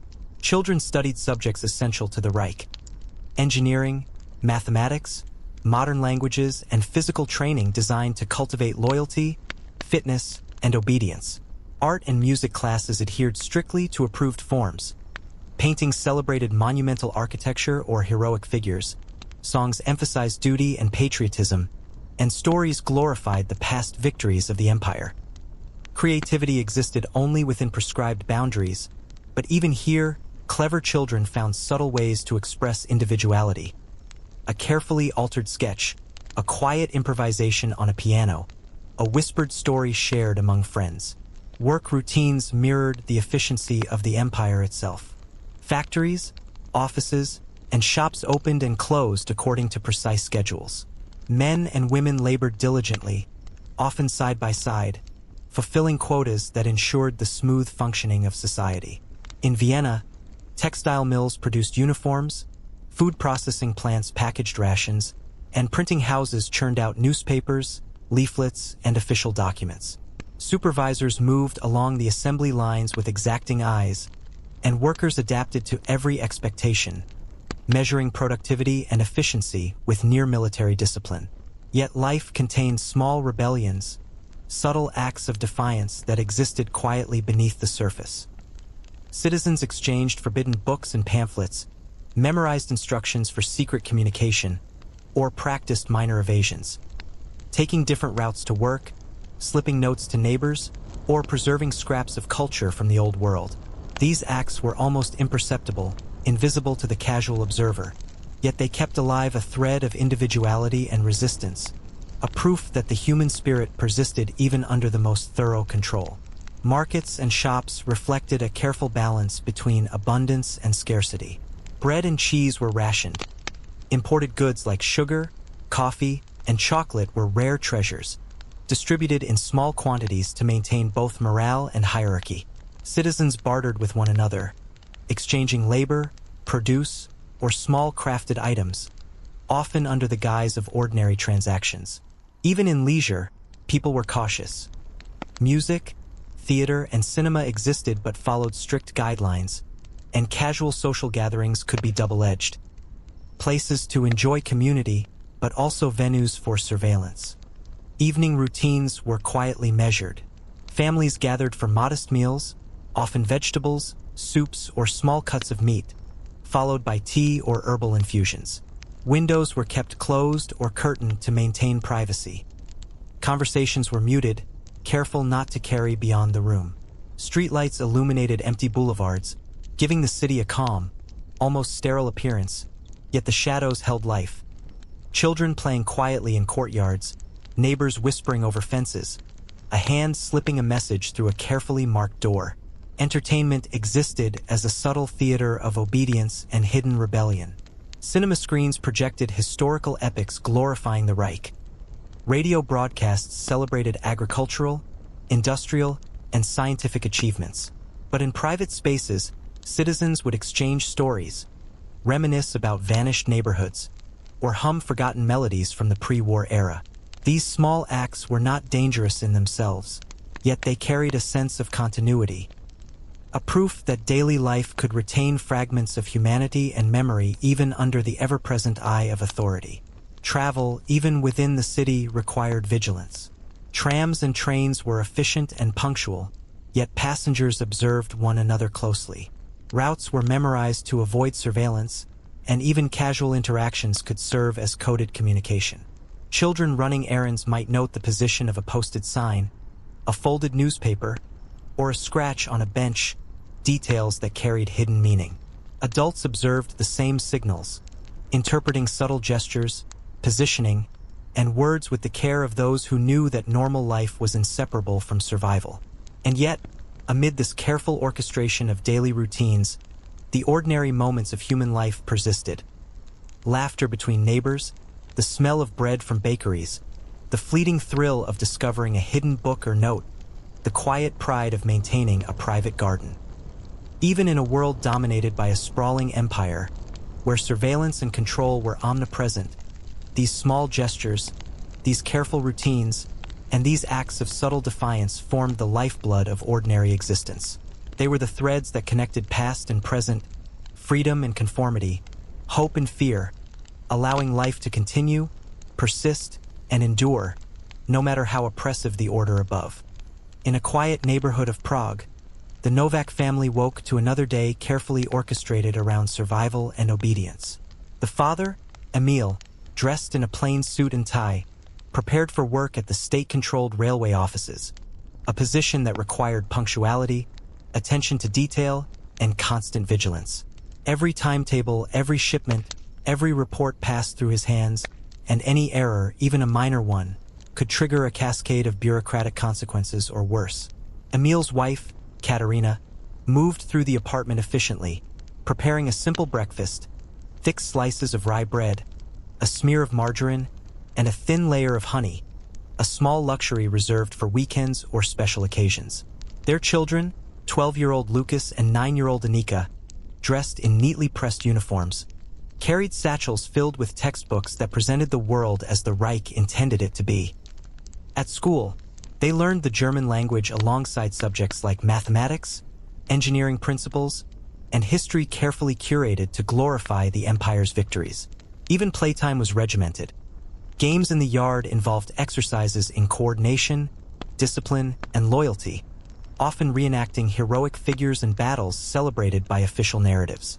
Yet in whispered conversations with friends, Lucas and Anika discovered fragments of the old world, stories passed down from parents or neighbors that hinted at a life beyond the strict order imposed by the Reich. Work for Emil was both predictable and tense. Each morning he navigated the railway schedules, ensuring that trains carrying supplies, raw materials, and personnel arrived on time across a network that spanned hundreds of miles. Meetings with supervisors involved constant scrutiny.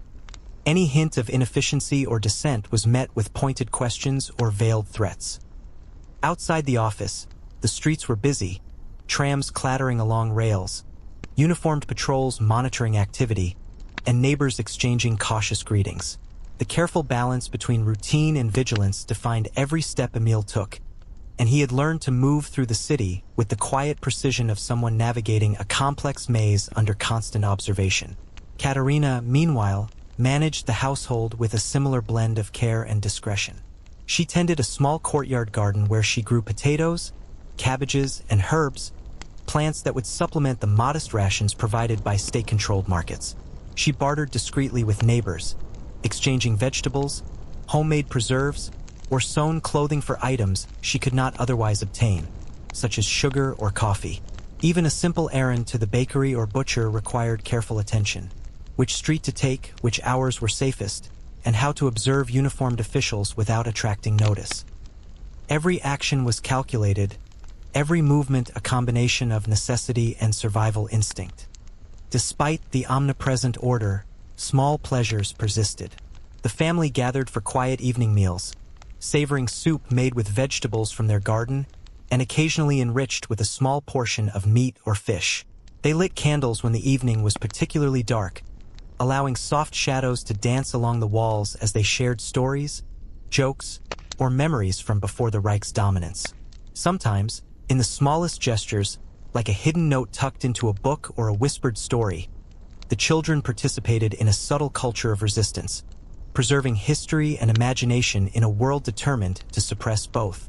Neighborhood life offered both observation and connection. Families walked in measured steps, exchanged greetings that were polite but cautious, and maintained awareness of surveillance from plainclothes officers or informants. Children adapted to the rhythm of this controlled environment, learning to interpret signals, memorize patterns, and recognize subtle cues that might indicate danger. Yet the streets were not devoid of joy. Spontaneous games, laughter among friends, or small celebrations marked the endurance of everyday humanity. Even a simple walk to the market could be a mixture of necessity, routine, and quiet adventure, a delicate balancing act between conformity and self-expression. Cultural life in Prague continued under strict guidance.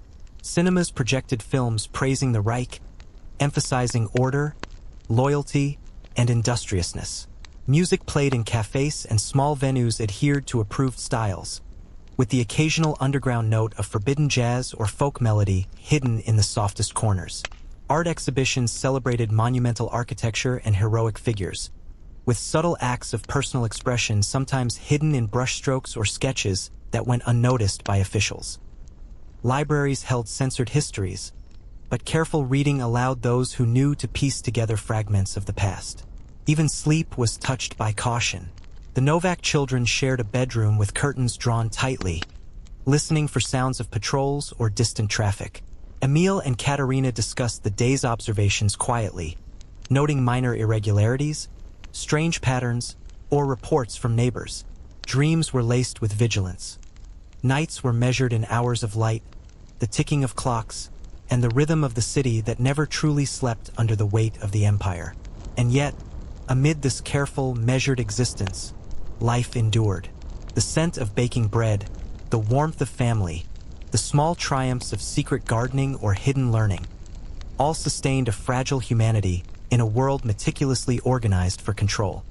The Novak family's story was ordinary, yet it was extraordinary in its quiet defiance.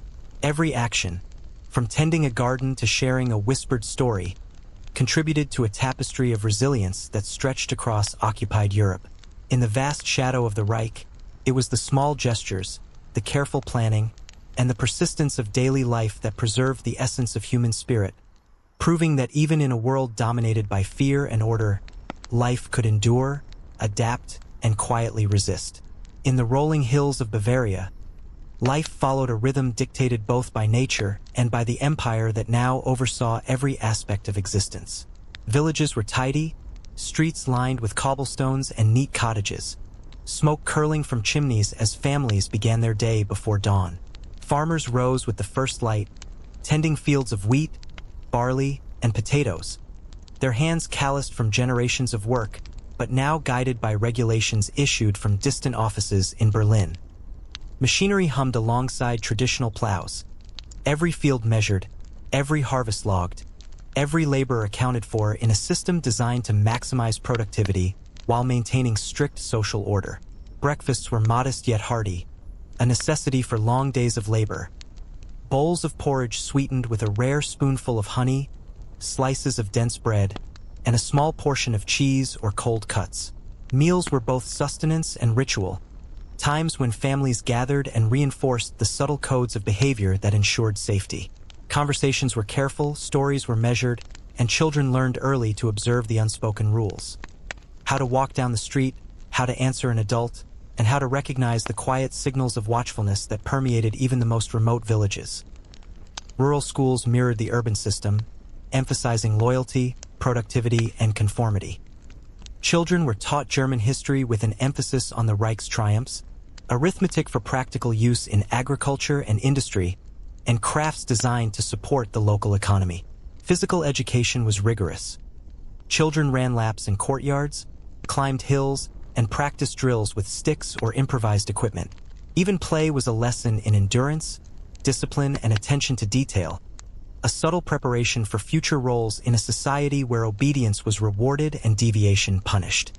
Daily labor was exhausting but precise. Men and women worked in the fields, tending crops, feeding livestock, and maintaining irrigation systems.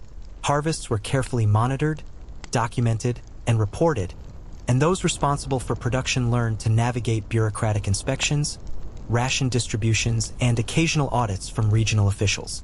In workshops, blacksmiths, carpenters, and other craftsmen produced tools and equipment necessary for local agriculture, always mindful that their work contributed to the broader machinery of the empire. Despite strict oversight, rural communities preserved small pockets of autonomy. Families grew supplemental gardens hidden behind hedges, barns, or in unused corners of fields. Chickens, rabbits, and even a few pigs were raised quietly, their products helping households stretch limited rations. Women bartered eggs, preserved vegetables, or homemade dairy products with neighbors, while men occasionally traded labor or tools, all under the careful watch of local authorities.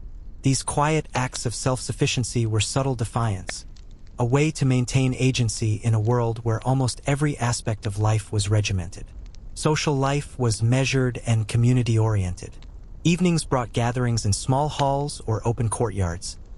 Neighbors exchanged news, children played in supervised spaces, and elders shared lessons from the past, often in coded language that preserved memory without attracting attention.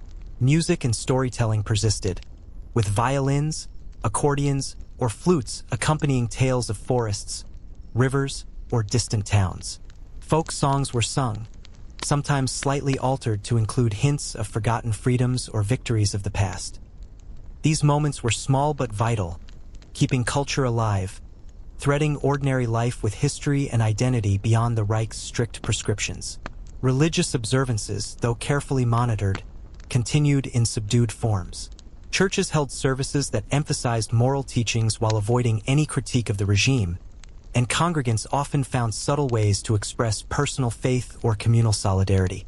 Candles flickered behind stained glass windows, voices joined in familiar hymns, and families gathered to mark holidays with quietly adapted rituals, preserving continuity with their heritage while navigating the demands of the occupying power. Travel between towns was rare but necessary. Farmers transported goods to markets under strict quotas, officials moved to supervise production, and a few daring individuals carried news or messages along hidden paths. Routes were carefully memorized, signals exchanged at predetermined landmarks, and any deviation could draw scrutiny from patrols or local informants. Even mundane trips became exercises in vigilance, adaptability, and quiet strategy. Nightfall brought a mix of relief and tension.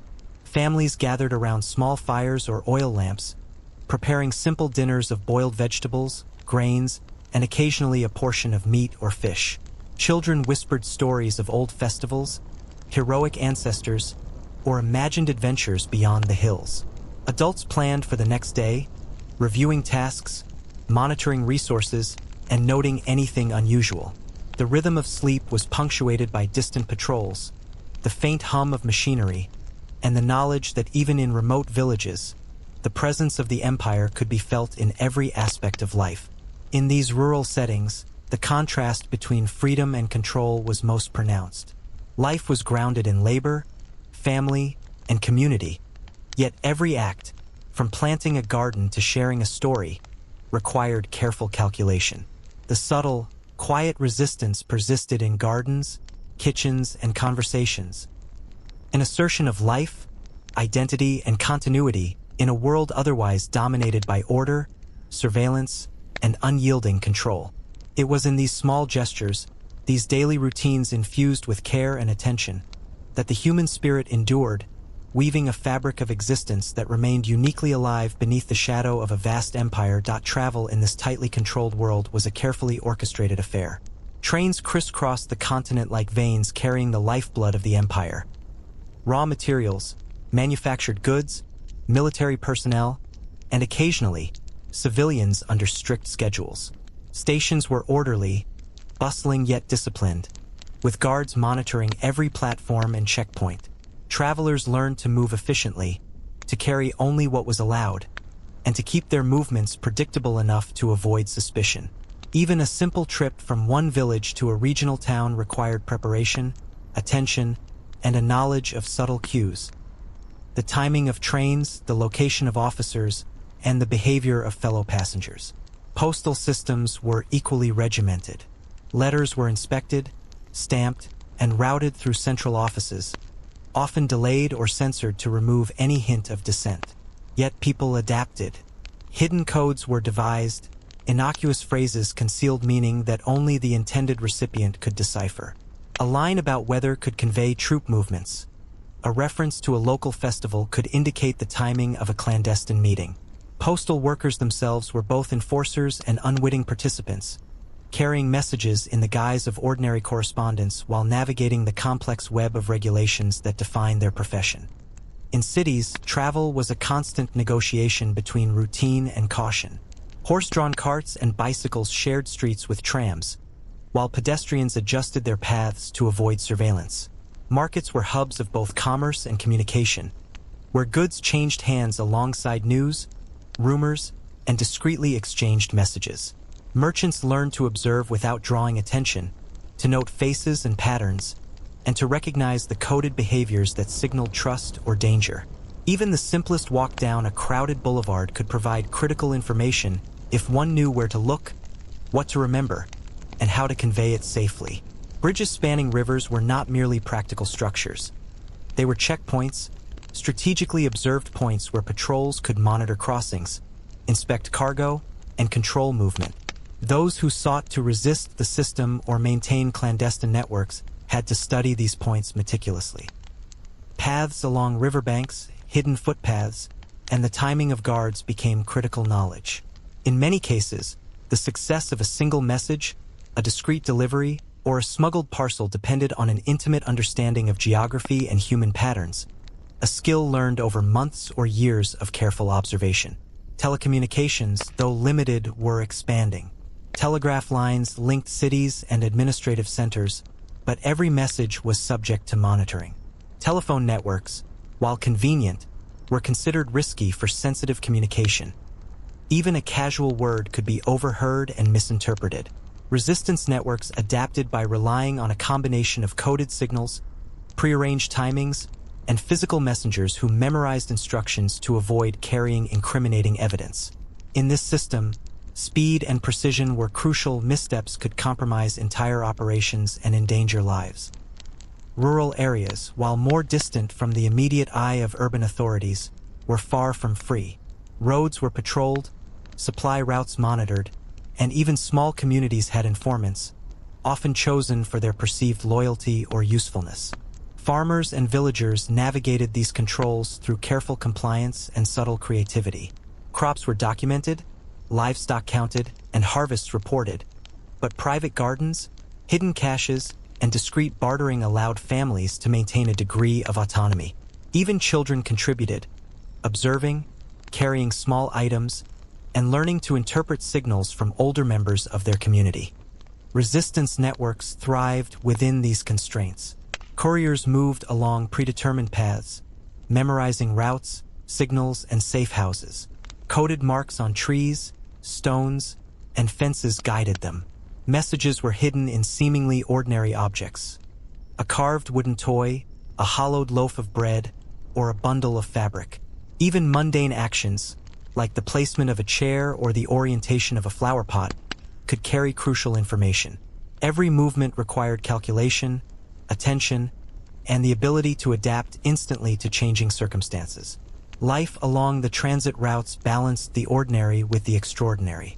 Passengers on trains ate their meals, read newspapers, and exchanged polite conversation, all while observing subtle patterns and coded signals.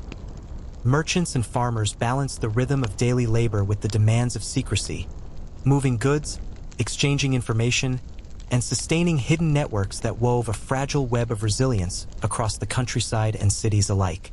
Even the hum of wheels on rails or the clatter of hooves on cobblestones became part of a larger symphony of coordination and observation, a network operating quietly beneath the visible surface of order.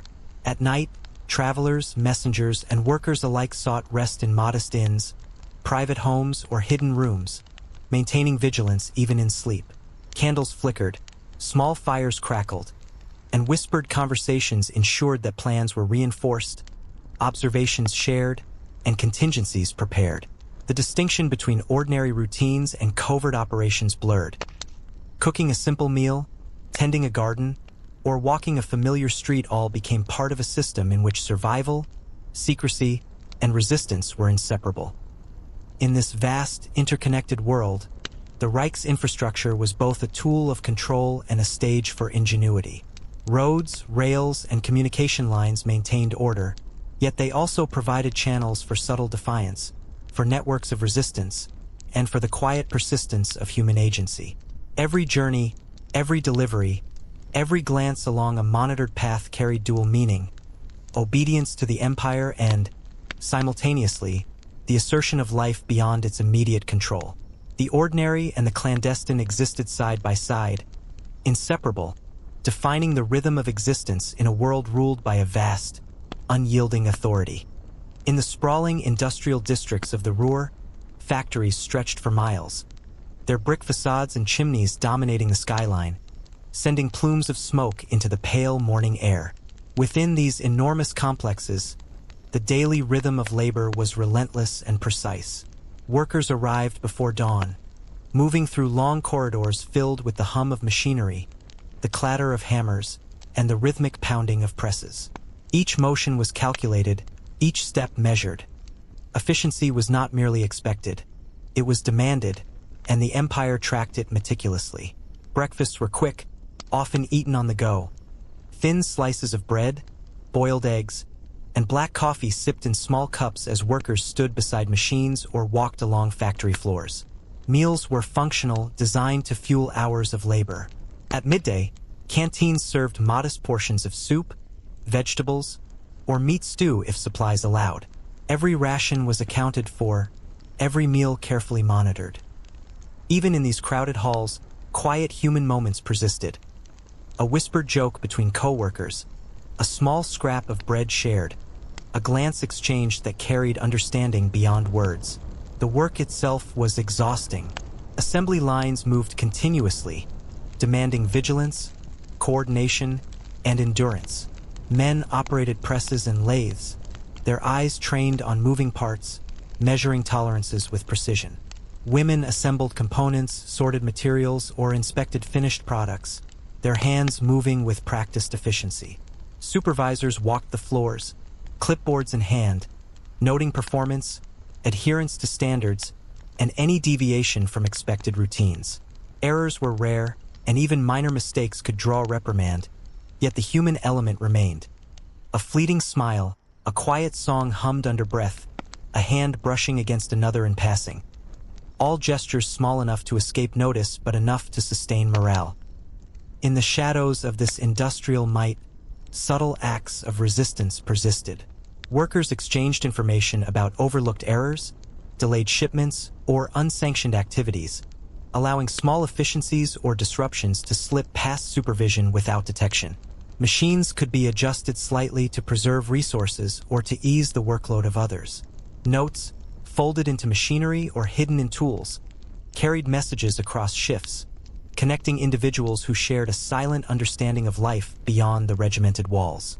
These gestures were invisible to the authority above but vital to the human networks that persisted within the factories.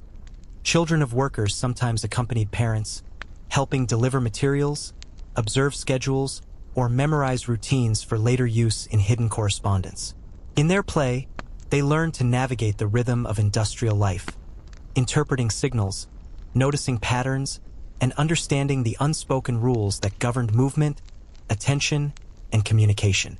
Even in seemingly ordinary tasks, sorting parts, cleaning machinery, or carrying supplies, training occurred, ensuring that the next generation could participate in both the work and the quiet resilience embedded in these spaces. Outside the factories, cities pulsed with life that mirrored the industrial tempo. Streets were crowded with pedestrians, carts carrying goods, and trams connecting residential areas to commercial and industrial centers. Marketplaces were hubs of activity, blending necessity and opportunity. Merchants sold rationed goods, farmers delivered produce, and citizens moved cautiously, observing routines and patterns while exchanging news, rumors, and discreetly hidden information. Every interaction carried layers of meaning, balancing compliance with subtle assertion of autonomy. Leisure existed but was structured and monitored. Workers visited cafes or small theaters after long shifts, their movements noted by authorities, their conversations carefully measured. Music, literature, and drama were controlled, yet individuals found ways to preserve fragments of pre-existing culture, humming a forbidden tune under breath, reading contraband books in secret, or sharing stories of distant places and times. These acts, while modest, sustained morale and reminded people of a world beyond the immediate demands of labor and surveillance. Evenings brought the return to homes or communal housing. Families gathered around tables for dinner, often modest stews, bread, or vegetables from markets or small gardens. Conversations were polite and measured, yet small gestures, an extra spoonful of sugar, a hidden note passed under the table, a quiet laugh shared with a neighbor, maintained human connection and a sense of continuity. Children completed homework that reinforced state-approved knowledge but sometimes slipped in sketches, stories, or symbols that spoke to an inner life, a subtle defiance preserved within the rhythms of daily life. Sleep was a brief respite, yet vigilance persisted even in slumber. Windows were secured, doors locked, and families listened for the distant hum of trains, footsteps along streets, or patrols moving quietly. Dreams were filled with the patterns of the day, the clatter of machinery, the rhythm of steps, the cadence of whispered signals. Even at rest, the human mind rehearsed routines, memorized paths, and preserved the knowledge that survival depended on both adherence and discretion. Within these vast industrial centers, life was a constant negotiation between control and autonomy, labor and subtle rebellion. The machinery of the Reich imposed order, efficiency, and oversight, yet within the walls of factories, in the spaces between shifts, and in the small gestures of daily interaction, human resilience endured. It was in these ordinary acts, these careful calculations, and these persistent habits of observation and connection that life survived, adapted, and quietly resisted the rigid structures imposed from above. In the modest apartments and row houses surrounding the industrial districts, life followed a rhythm that was at once ordinary and extraordinarily measured. Families of workers moved through their routines with precision, balancing labor demands, the strictures of the Reich, and the quiet assertion of human will. Kitchens were small but functional, filled with the aroma of boiling vegetables, baking bread, and occasionally roasting meats when rations permitted. Meals were both necessity and ritual, moments to reinforce family bonds while maintaining awareness of the world outside. Breakfasts were brief yet nourishing. Porridge thickened with a spoonful of saved milk, slices of dense rye bread, and coffee so weak it was barely more than flavored water. Families ate quickly, aware that delays could interfere with work schedules or schooling. Conversations were subdued, polite, and practical, discussing the day ahead, the weather, or minor updates from neighbors. Yet even in these measured interactions, subtle codes existed. A glance, a shift of seating, or a choice of topic could signal safety, warning, or solidarity. Children moved between school and home with practiced awareness. Homework assignments reinforced state-approved knowledge. Arithmetic, history glorifying the Reich, and language exercises designed to align with ideological standards. Yet outside the classroom, imagination flourished quietly. Lucas, for instance, sketched small maps of the city, noting hidden paths, gardens, and discreet meeting points. Anika practiced secret songs learned from older neighbors, melodies forbidden in public but shared quietly in the evenings. These acts, invisible to authorities, became a private curriculum in observation, memory, and subtle rebellion. Work shifted from the factories to domestic responsibilities. Women like Katerina managed households with efficiency and resourcefulness. Laundry was done with care, using limited water and coal for heat. Clothes were mended meticulously to preserve every usable thread. Small gardens provided vegetables, herbs, and eggs, supplementing rations from state-controlled markets. Even cleaning became a tactical exercise.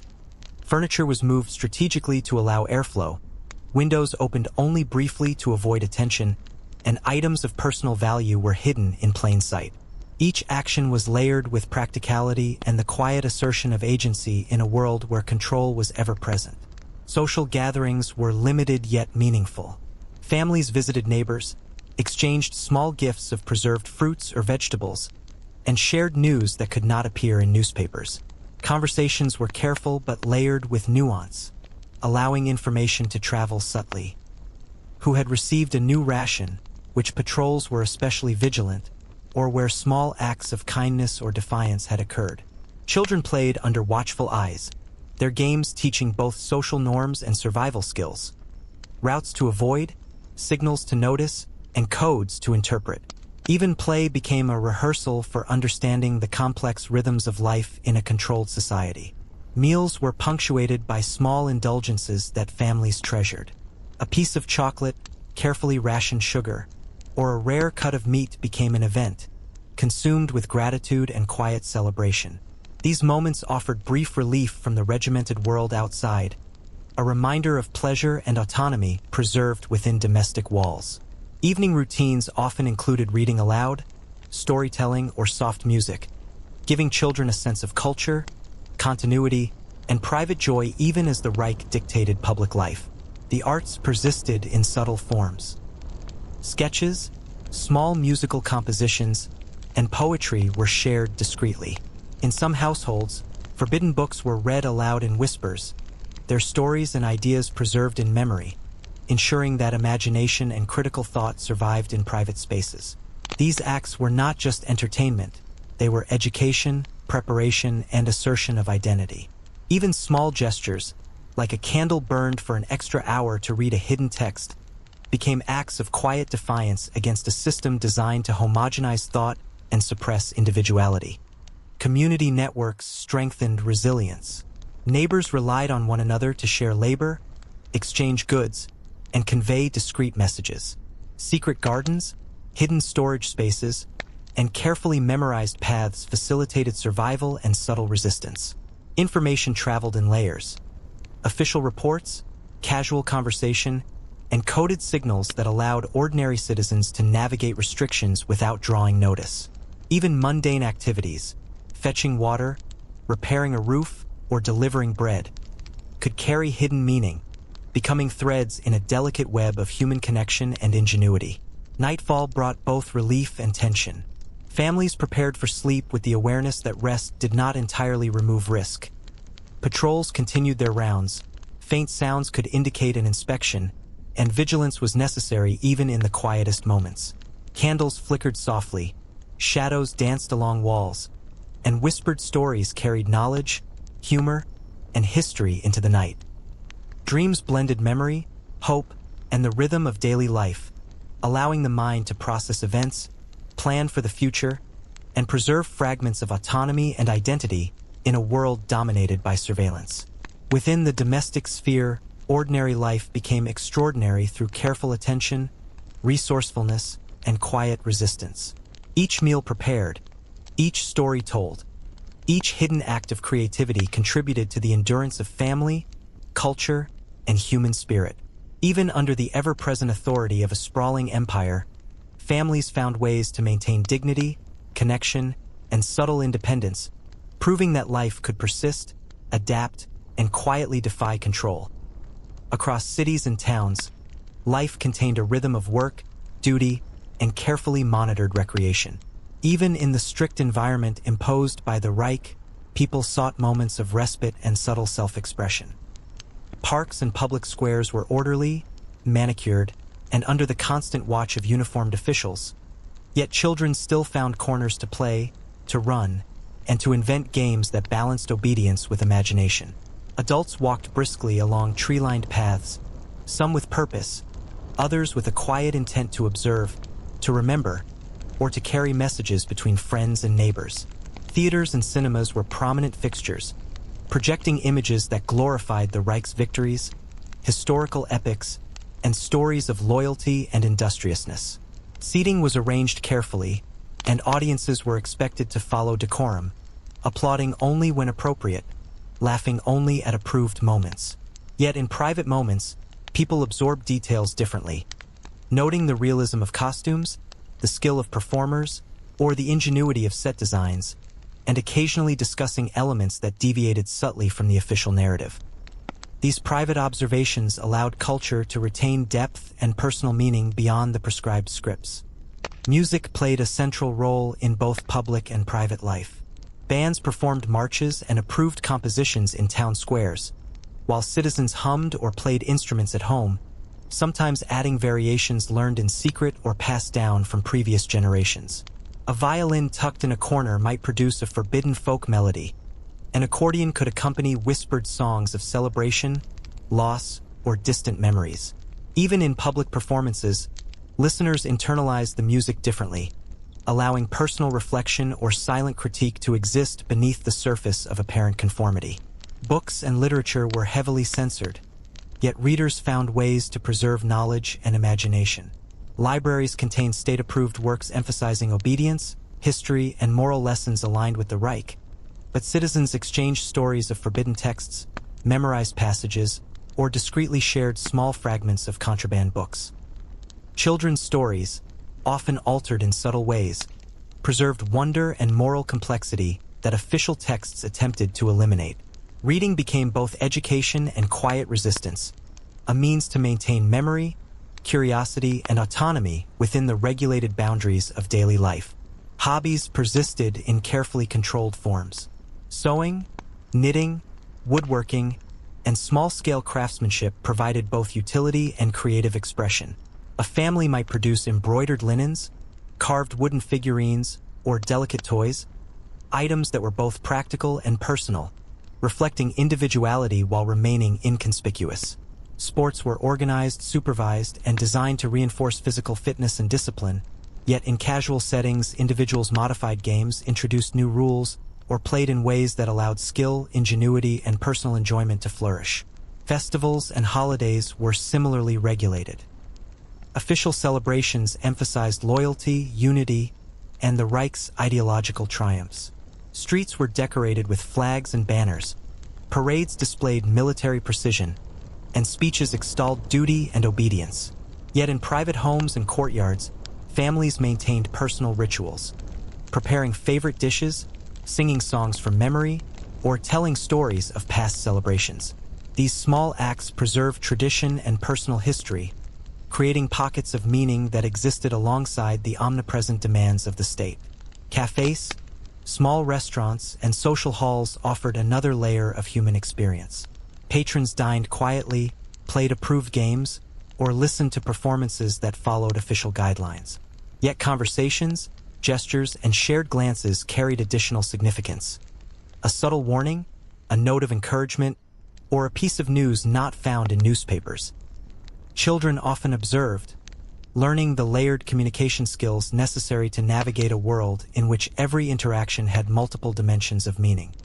Even mundane tasks, shopping for food, walking to school, or tending gardens, were imbued with observation, reflection, and subtle adaptation. People noted the timing of patrols, the behavior of neighbors, and the conditions of streets and buildings. They preserved knowledge of safe routes, hidden caches, and discrete communication methods. In doing so, ordinary routines became exercises in vigilance, skill, and resilience, demonstrating the remarkable capacity of human beings to maintain agency under strict control. Nightfall provided both rest and continuation of subtle cultural life. Candlelight illuminated sketches, notebooks, and instruments. Whispered stories carried imagination, history, and humor. Small games and puzzles reinforced memory and critical thinking.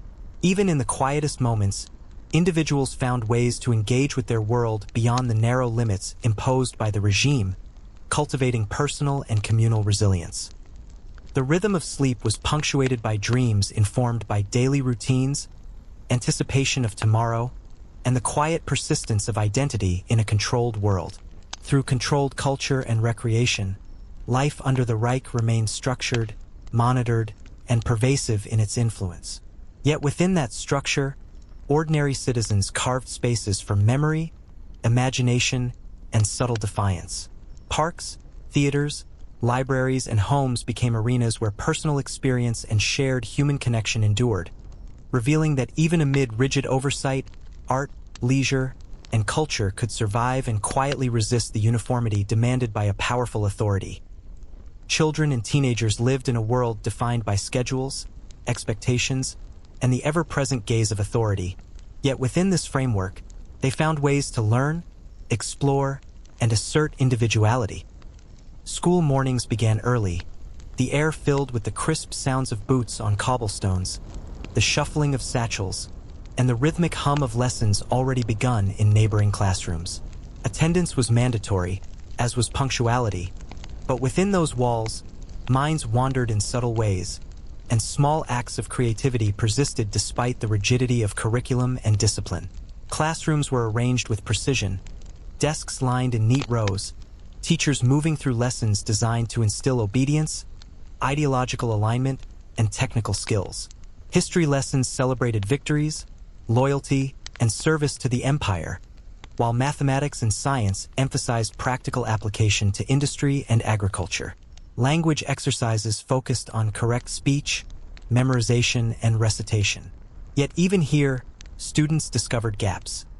Whispered questions, shared stories from home, and private notes passed beneath desks. In these small exchanges, curiosity survived, bridging the gap between the narrow scope of official knowledge and the broader human experience. Evenings were a time of both routine and personal exploration. Candles illuminated homework, reading, or sketches, while soft music provided comfort and cultural continuity.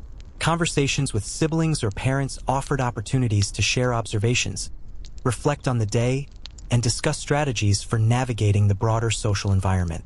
Hidden in these domestic moments were lessons in critical thinking, social awareness, and resilience, preparing youth for the complex interplay between conformity and autonomy that defined their lives. Sleep brought temporary relief, but vigilance persisted. Children learned to notice subtle sounds outside: footsteps, distant voices, or the hum of machinery, each potentially significant in a world where observation was constant. Dreams mixed fragments of daily experience, imaginative play, and anticipation of challenges ahead, allowing the mind to rehearse patterns, preserve memory, and cultivate skills for navigating a controlled society. In schools, clubs, and homes, youth developed a delicate balance between compliance and quiet defiance. Observation, memorization, ingenuity, and social networks became tools of survival and personal expression. Even under the pervasive presence of authority, young people found ways to learn, connect, and assert individuality. Their daily lives were a testament to resilience, a combination of structure, subtle rebellion, and imagination that ensured the continuation of culture, critical thought, and human agency despite an environment designed to suppress both. As the years passed, the world under the Reich remained orderly, vast, and unyielding, yet life persisted in quiet, resilient ways. Families continued their routines, from the earliest light of dawn to the final moments before sleep, balancing the demands of work, school, and social expectation with subtle acts of independence, imagination, and personal connection.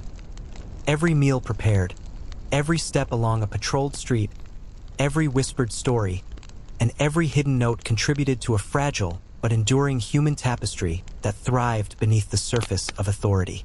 Even in the largest cities, where the machinery of the empire was most visible, ordinary citizens found rhythms that were both imposed and self-directed.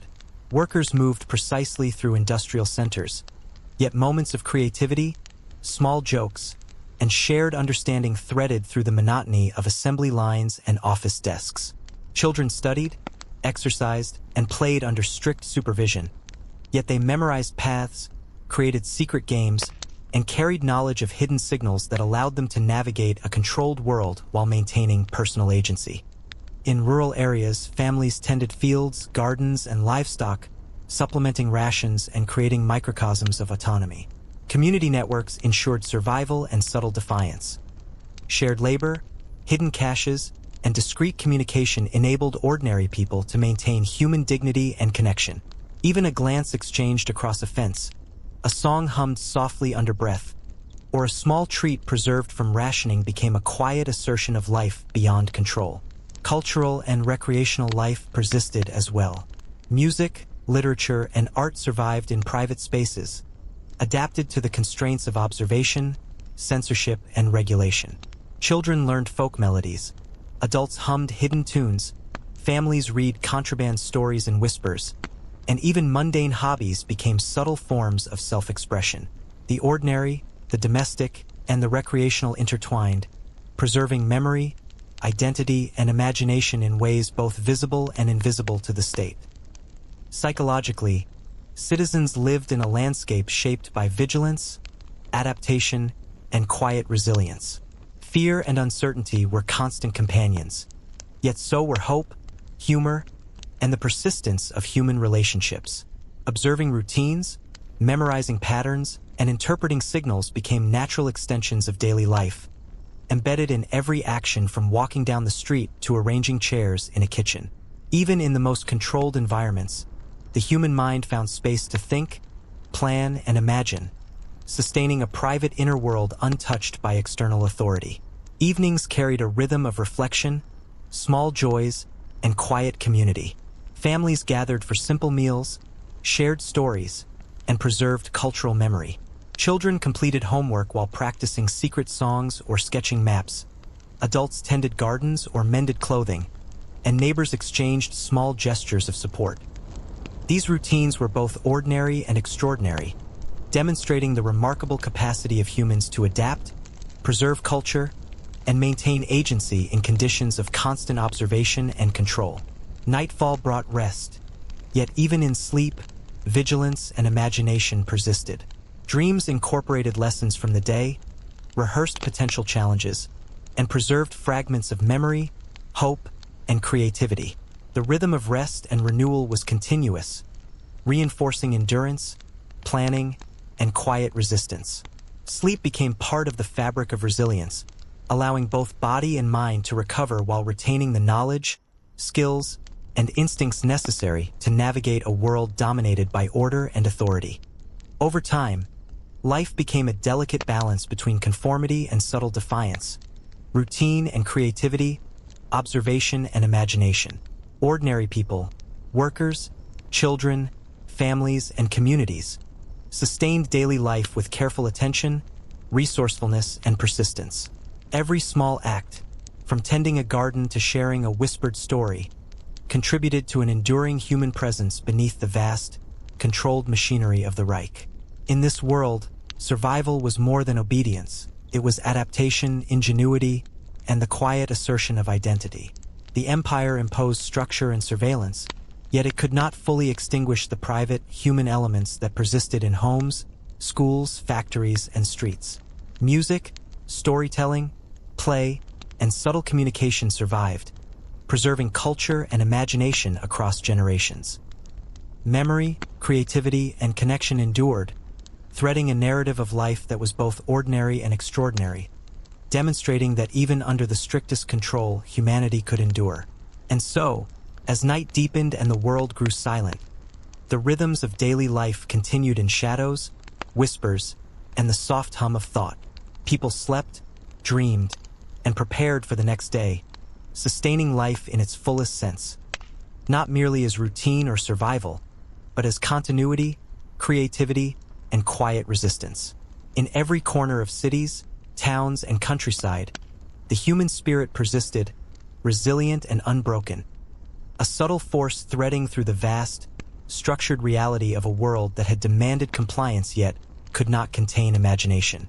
Even in the most constrained environments, life, memory, and humanity endured, proving that no matter the reach of authority, ordinary people could sustain wonder, connection, and quiet defiance, carrying culture, identity, and resilience forward into each new day.